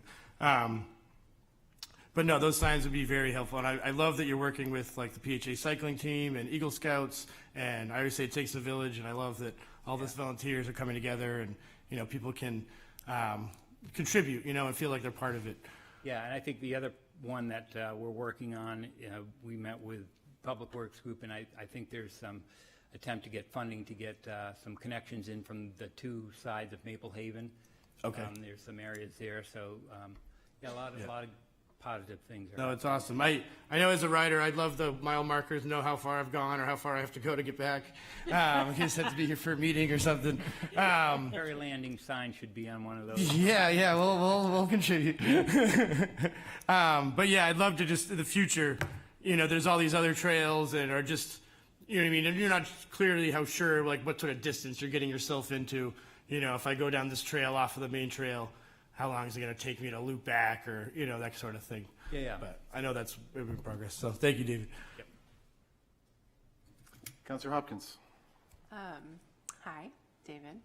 I am excited to work with you with the Bike and Pedestrian Committee that is forthcoming. And I had a question about the Adopted Trail program. Is it just for the Portsmouth segments? Like how many of those are available and how would one go to sign up and pay for them? It will be on our website. Great. Which is, say for public? nhseacoastgreenway.org, nhseacoastgreenway.org. And there are currently, we have 8 miles, so we have 80, and there'll be another 2 miles. So essentially we'll have 100 available. And so this is not just a Portsmouth initiative, this is the Rail Trail initiative, so yes. Great, thank you. Any other questions? Let's see. Is there action? Thank you, Dave. No, that was it. Thank you. No action required. Appreciate it. Thank you, Dave. Given that I see the school board chair, Lisa Rappaport, and Dr. McLaughlin, the superintendent, I'd wait a motion to suspend the rules and bring up the item under the 11D. 11B. D. D, yes. So 11B. moved. Second? All in favor? Aye. Any opposed? This is a city manager's action that requires, or item that requires action, but if we could take that and send Lisa on the way, appreciate it. And perhaps Chair Rappaport and Zach, you may want to do more talking than me, but the suggestion is that this council adopt a policy that only takes effect if the state enacts a mandatory open enrollment law this legislative session. So given that you're both here, I defer to you and anything you'd like to say on the matter.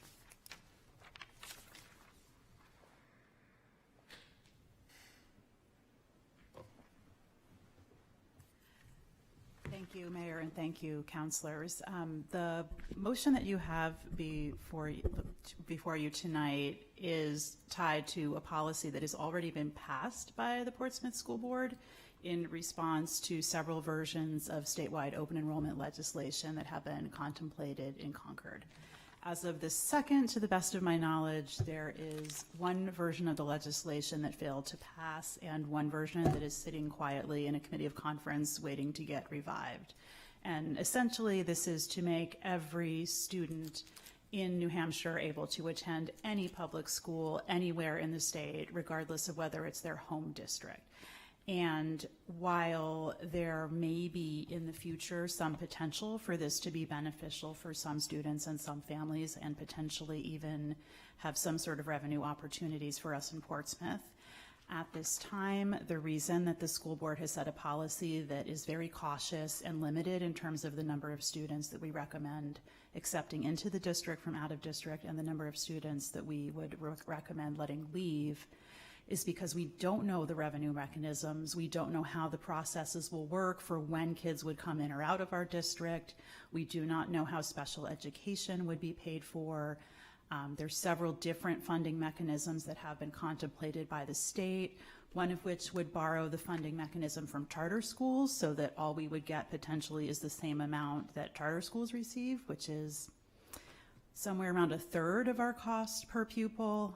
There are also a lot of unanswered questions right now about if the state picks up the bill for students who wish to go to a different district, whether they would withhold payments from communities like Portsmouth that have excess swept dollars, so excess local tax dollars that are beyond what the state thinks we need to spend on schools. So that has the potential to put Portsmouth in a situation where we are a donor city essentially, and we are receiving students without excess revenue. There's also a lot of unanswered questions at this time, particularly around special education and whether or not the student's home district would essentially have to retain responsibility for paying for special education, but they'd have a team of people outside of Portsmouth who would determine what those services might need to be. And then the student could potentially come here, and then we might or might not have the same resources to provide that. It might require unpredictable amounts of extra hiring or extra things that we need to do to support those kids. And then we basically have two separate teams of people who are looking at what that child needs, and a lot of confusion. There's also a lot of questions around athletics and what will happen if people are moving for teams. And I think at the end of the day, there are also a lot of concerns, particularly around Robert J. Lister Academy, where we have tuition that we set that is far in excess of our typical cost per student. And if we get only what the state sets as revenue, we don't know how that model still works for us. So those are many, many unanswered questions. And so what we're asking you to consider is what we believe is a very cautious and limited approach that would give us an insurance policy essentially. So if the state does pass some version of open enrollment that takes effect immediately July 1, we have something on the books that gives us some amount of guidance on how we would proceed in Portsmouth and what processes we would start to set up to allow kids on a limited basis to come in or leave the district. So that is what's behind what we've put forward for you to consider. I can try to answer questions to the best of my ability with the caveat that I haven't been in Concord today, but that's the quick take on this. Thank you, Chair. I want to first just share the enthusiasm of the council for all the work that went into this. This is certainly, it's difficult to sometimes appreciate that half of the money that we allocate as a budget goes to the school department. It is fantastic that we have you and the school board at the helm to look at these very impactful decisions that will no doubt affect the not only the district here, but the district more broadly. I guess I do have just one question specific to this that if you could answer would be helpful. Has there been many or any students that are requesting a transfer to a separate public school? What are the numbers on that we might have? I'll let Zach take that one. It's not many, but. So right now, I think we've had inquiries from people about what is going to happen if we go open enrollment. I think there's also degrees of understanding within the public about what's going on. So I've had at least a parent reach out and say, they had a student who is currently enrolled and they are paying out-of-pocket tuition to Newcastle. And they're like, when are you going to start picking up my Newcastle bill?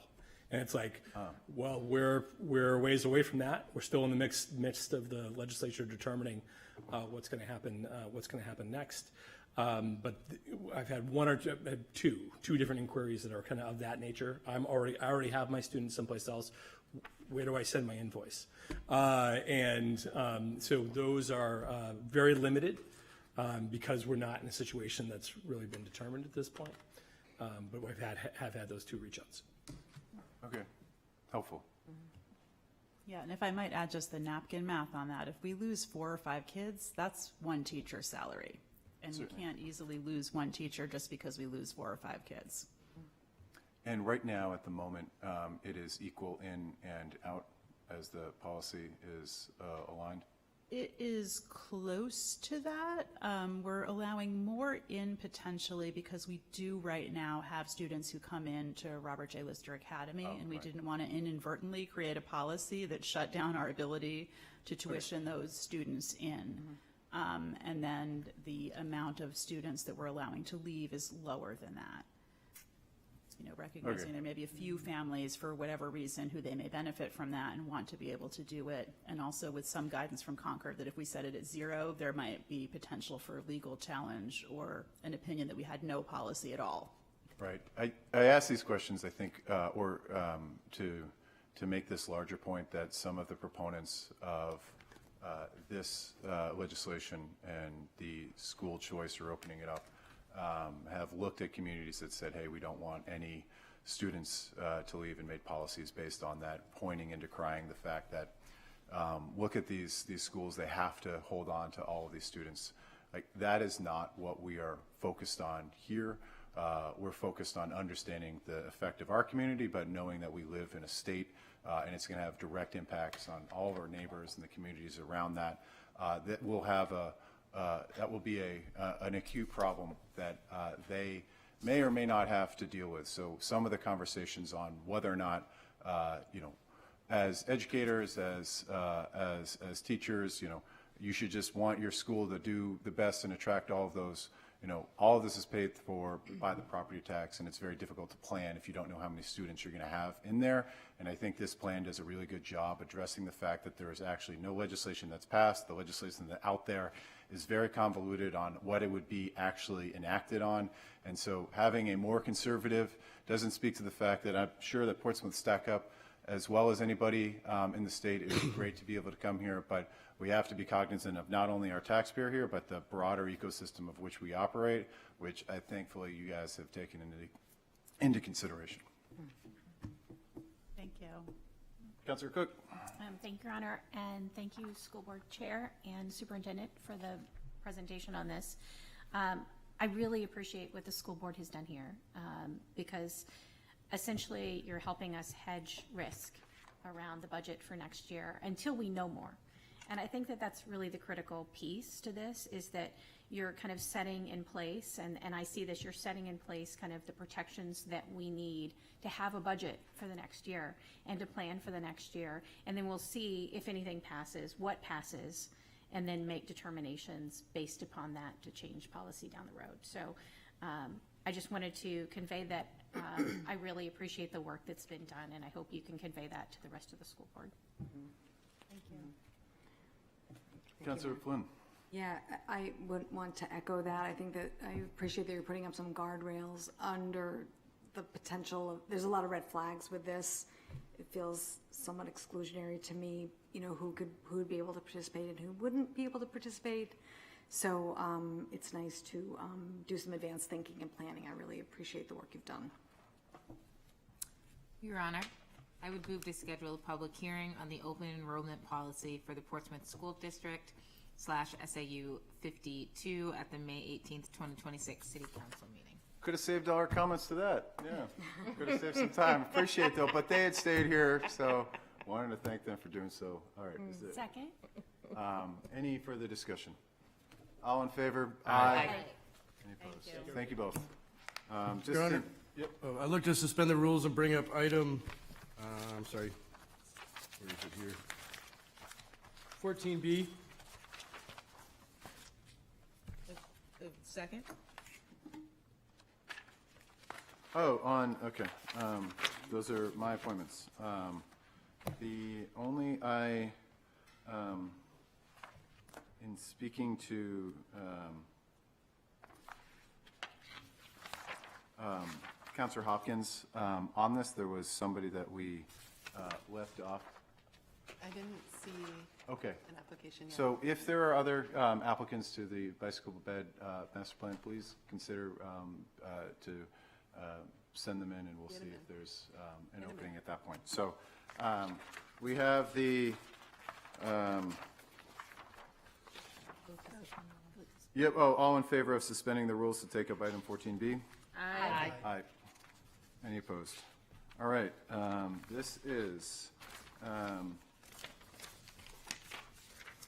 we will, I will read through and then await a motion. The appointment of Amy Michaels, Kelly Hartnett, Lisa Jacobus, Olivia Harris, and Whitney Brown to the Behavioral Health Blue Ribbon Committee.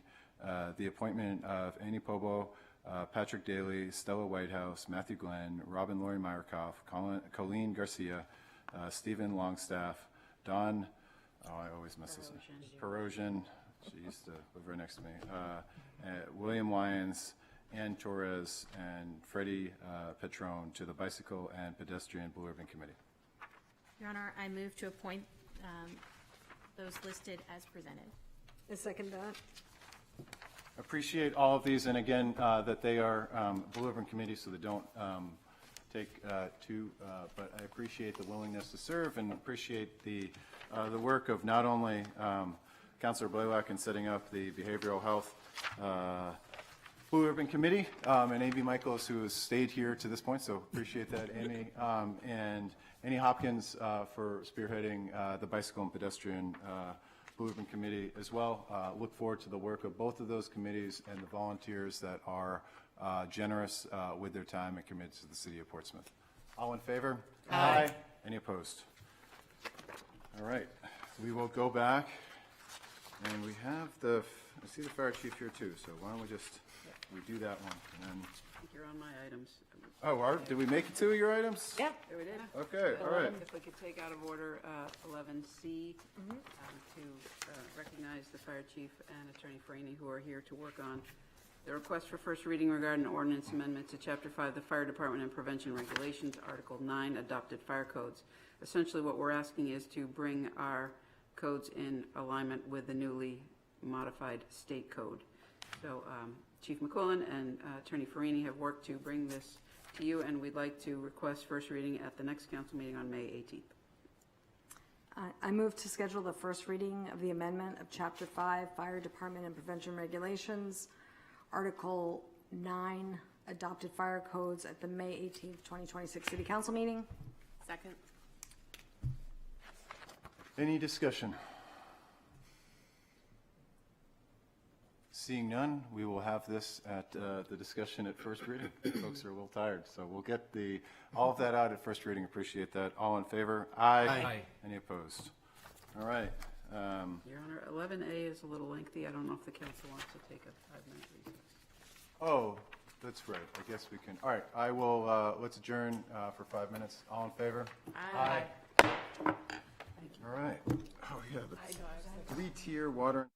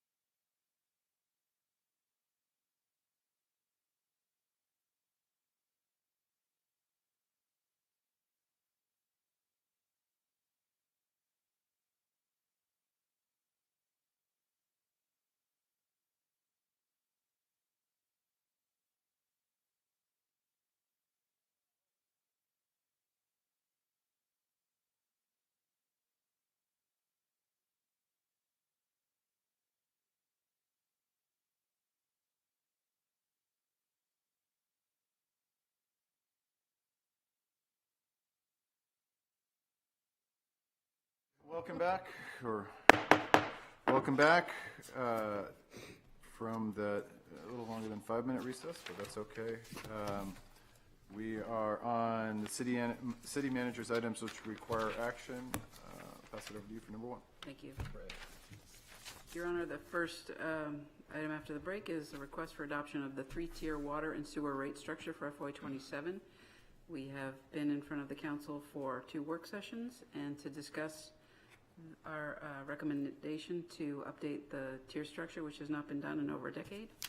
And the recommended design reflects the cost of service analysis and the rate design objectives discussed at those 2 work sessions, including customer affordability for essential use, rate and revenue stability, improved alignment between service costs and customer bills, and legal defensibility.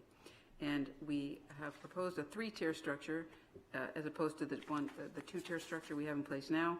This would allow for tier quantities of 0 to 5 units, 6 to 10 units, and over 10 units for monthly water and sewer usage, with increasing rates across tiers to strengthen conservation incentives while maintaining a lower price for those basic indoor water and sanitation needs. So we've incorporated the presentations from the work sessions, and the staff is here to answer any questions. But the timing is such that the rate structure adoption now would allow for implementation of the FY27 fees and charges to take effect at the beginning of the fiscal year. Your Honor, I move to adopt the recommended 3-tier rate structure for water and sewer service for fiscal year 27. Second? Any discussion?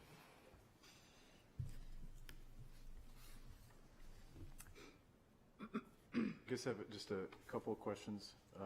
If we had not implemented a 3-tier structure, can we speak to what the expected average increase would have been for the lower tier users? And I see Al getting up as... I love that Al is getting up right now. Perfect timing.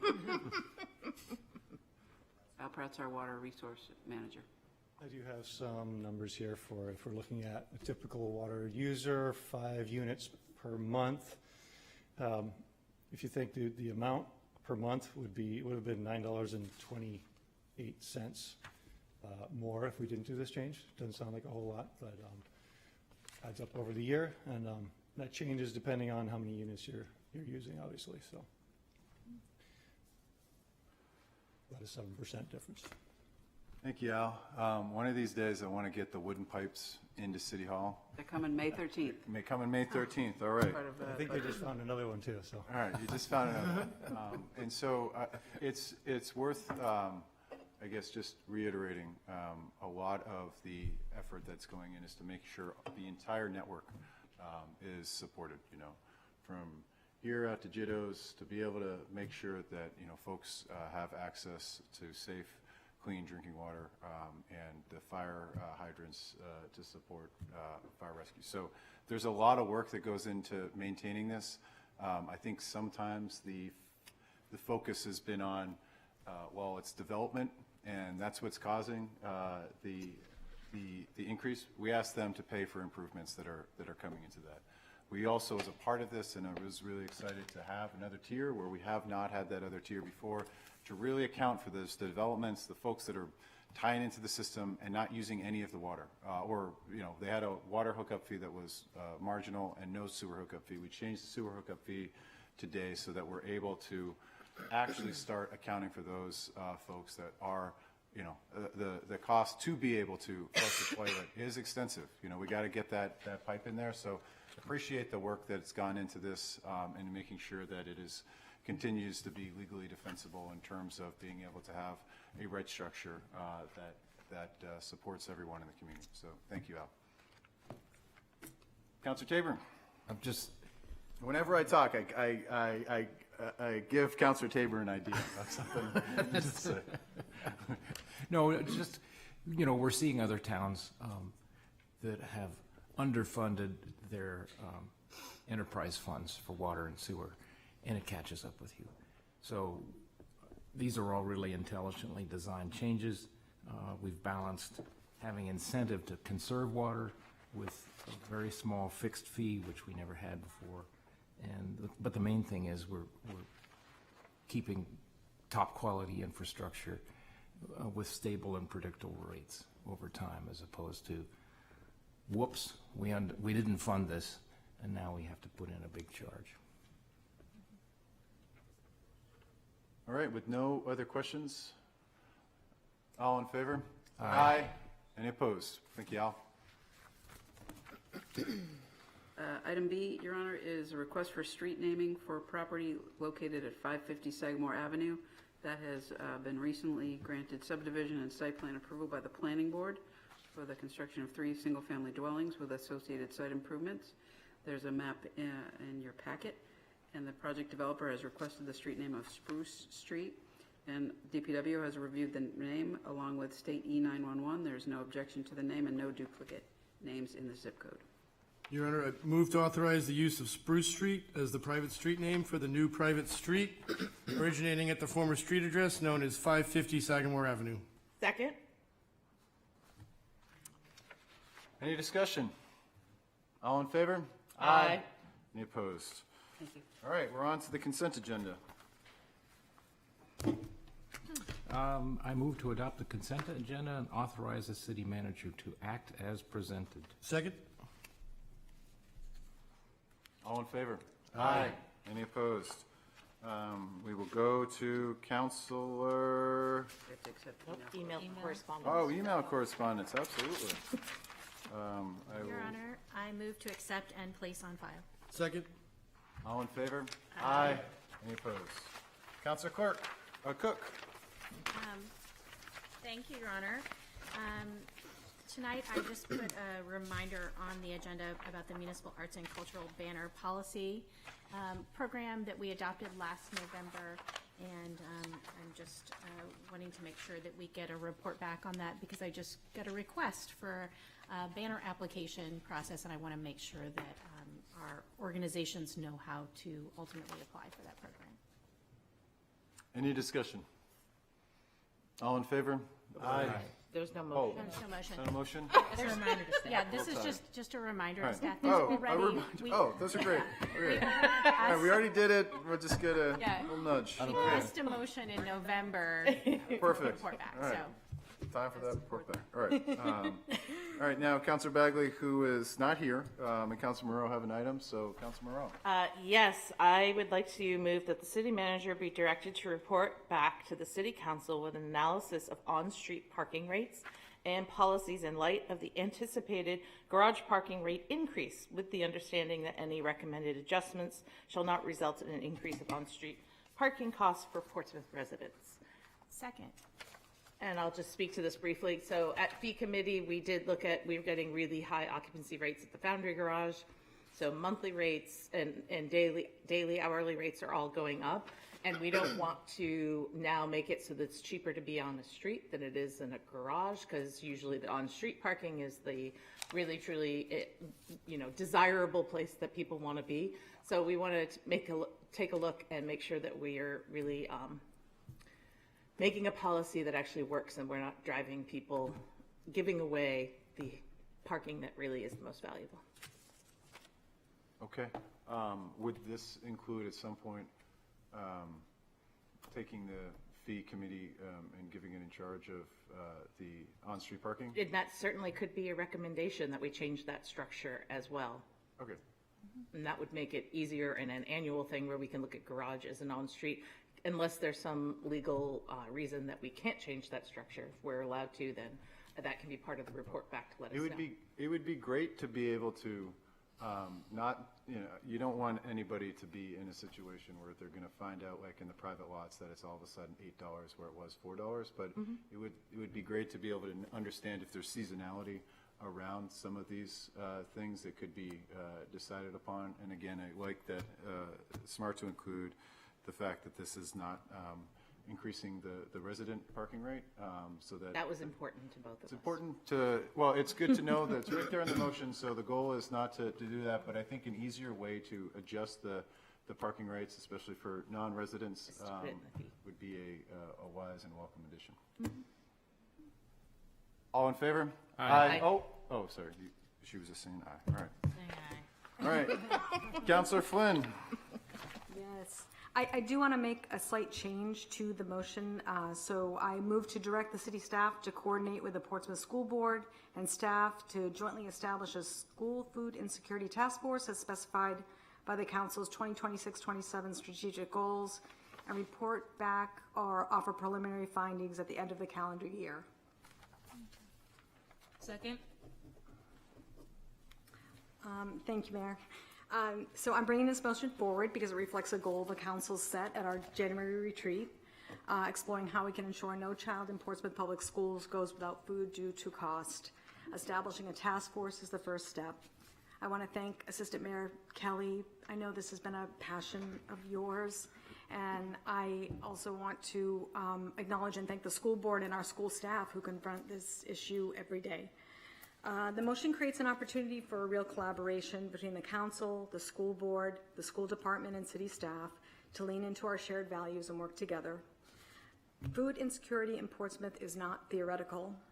In 2022-23 school year, 1 in 6 students, about 360 kids total, qualified for very reduced meals.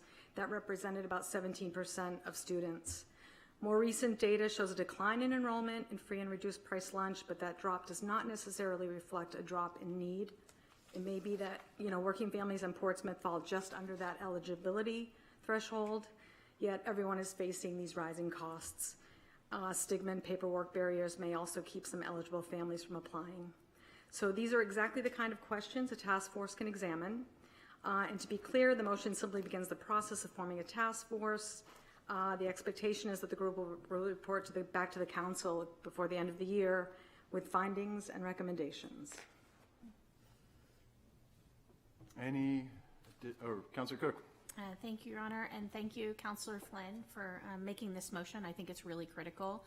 And I'm excited to see us following through on some of our council goals. I think it's important that we do that now so that we have time to take action based on the report back.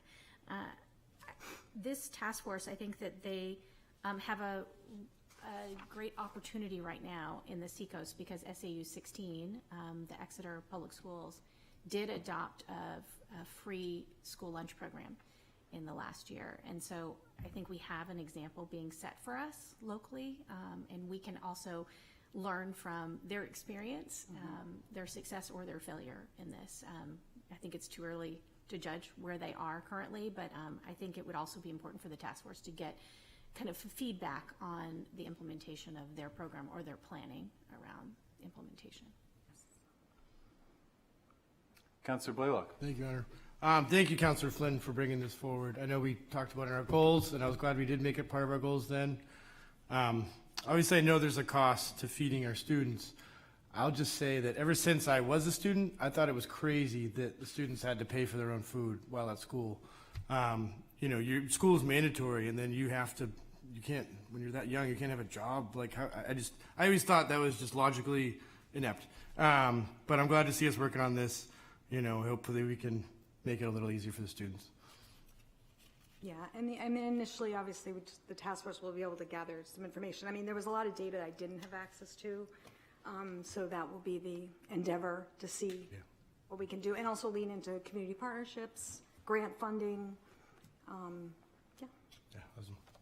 I think that we're always surprised, or folks outside of Portsmouth are surprised to find out our rates of free and reduced lunch are as high as they are. I think that there's the expectation that everybody in Portsmouth is doing well. There's plenty that are not, and the ability to really not just in terms of the school, but how do we end the hours of which they're not at school, and to be able to talk about from Friday to Monday in those weeks. We have, I know because my daughter is really focused right now because the teachers have really put the fear in her in terms of the testing. She's got to eat well and she's got to sleep well, and that has a big impact. And lucky enough, she's able to eat reasonably well in our household. There's plenty of students that don't have that opportunity, and it affects them. And so being able to make sure that they're at the top of the game, both physically and emotionally, is something that is certainly a council goal, and appreciate that you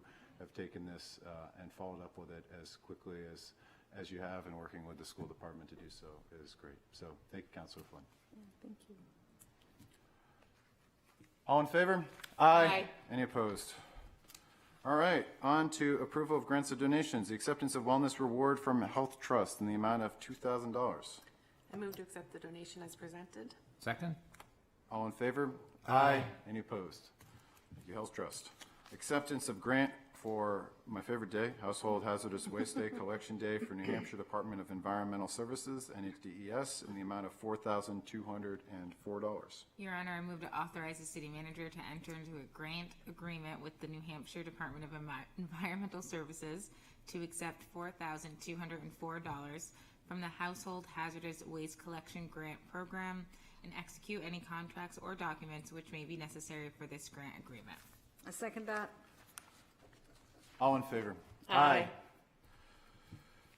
City managers, informational items. Got three quick ones, Your Honor. The first is to share with the public the series of upcoming budget meetings. Please note that the FY27 proposed budget will be shared publicly this Thursday, May 7th. We'll also speak to the press on that day. And then next week, starting with Monday, May 11th at 6 p.m., we'll have our first work session with the general government, fire, police, and school departments on general fund budget. And then next Wednesday, we will have the work session on enterprise and special revenue funds. We will start and keep open the budget public hearing at the next regular city council meeting on May 18th. We'll have a continuation of the budget review work session on May 28th. We did correct the city website. It was not saying the 28th, but it is now. And then if it is the will of the council, we would hope to adopt the budget at the June 8th council meeting. And the website has lots more information on that.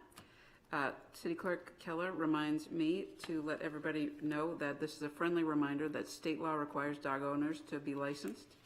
And the whole month of May is allowing for that grace period. We don't want to charge late fees or fines, so please take advantage of the month of May to license your dog. And Acting City Attorney McCourt will give a brief school care update. Yes, thank you, City Manager, Mayor. So, by way of background, the Dover School District and Dr. Christine Boston, Superintendent of Dover School District, filed suit against School Care up in Stratford County Superior Court, alleging, among other things, violations of the Right to Know law, violations of the Consumer Protection Act, and breach of contract. There was a hearing held a week ago, last Friday, on Dover and Dr. Boston's requests for a preliminary injunction, which would require School Care to continue to make payment on validly submitted claims submitted by those school employees covered by School Care.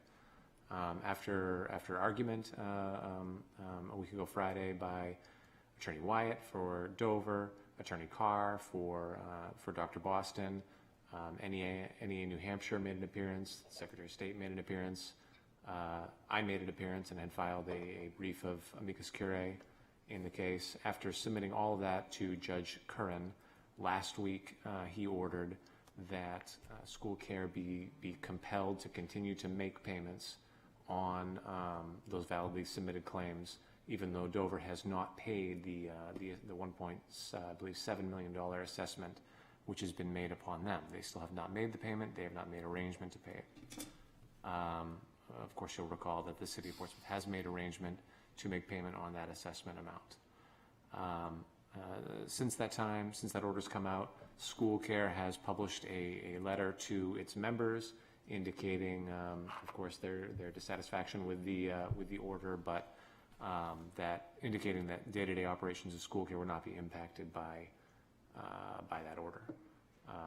The next thing that will happen is a hearing, I would imagine, would be a hearing will be scheduled on the motion to dismiss, which has been filed by School Care, seeking to dismiss all the charges against them.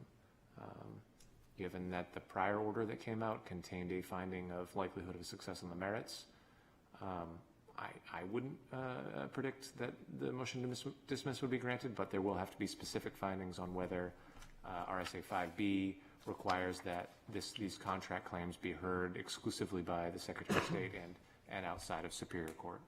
But I'd be happy to answer any questions anyone has on this pending litigation. Any questions? We continue to reserve our rights? Certainly. Although we have made arrangement to pay by July 15. Correct.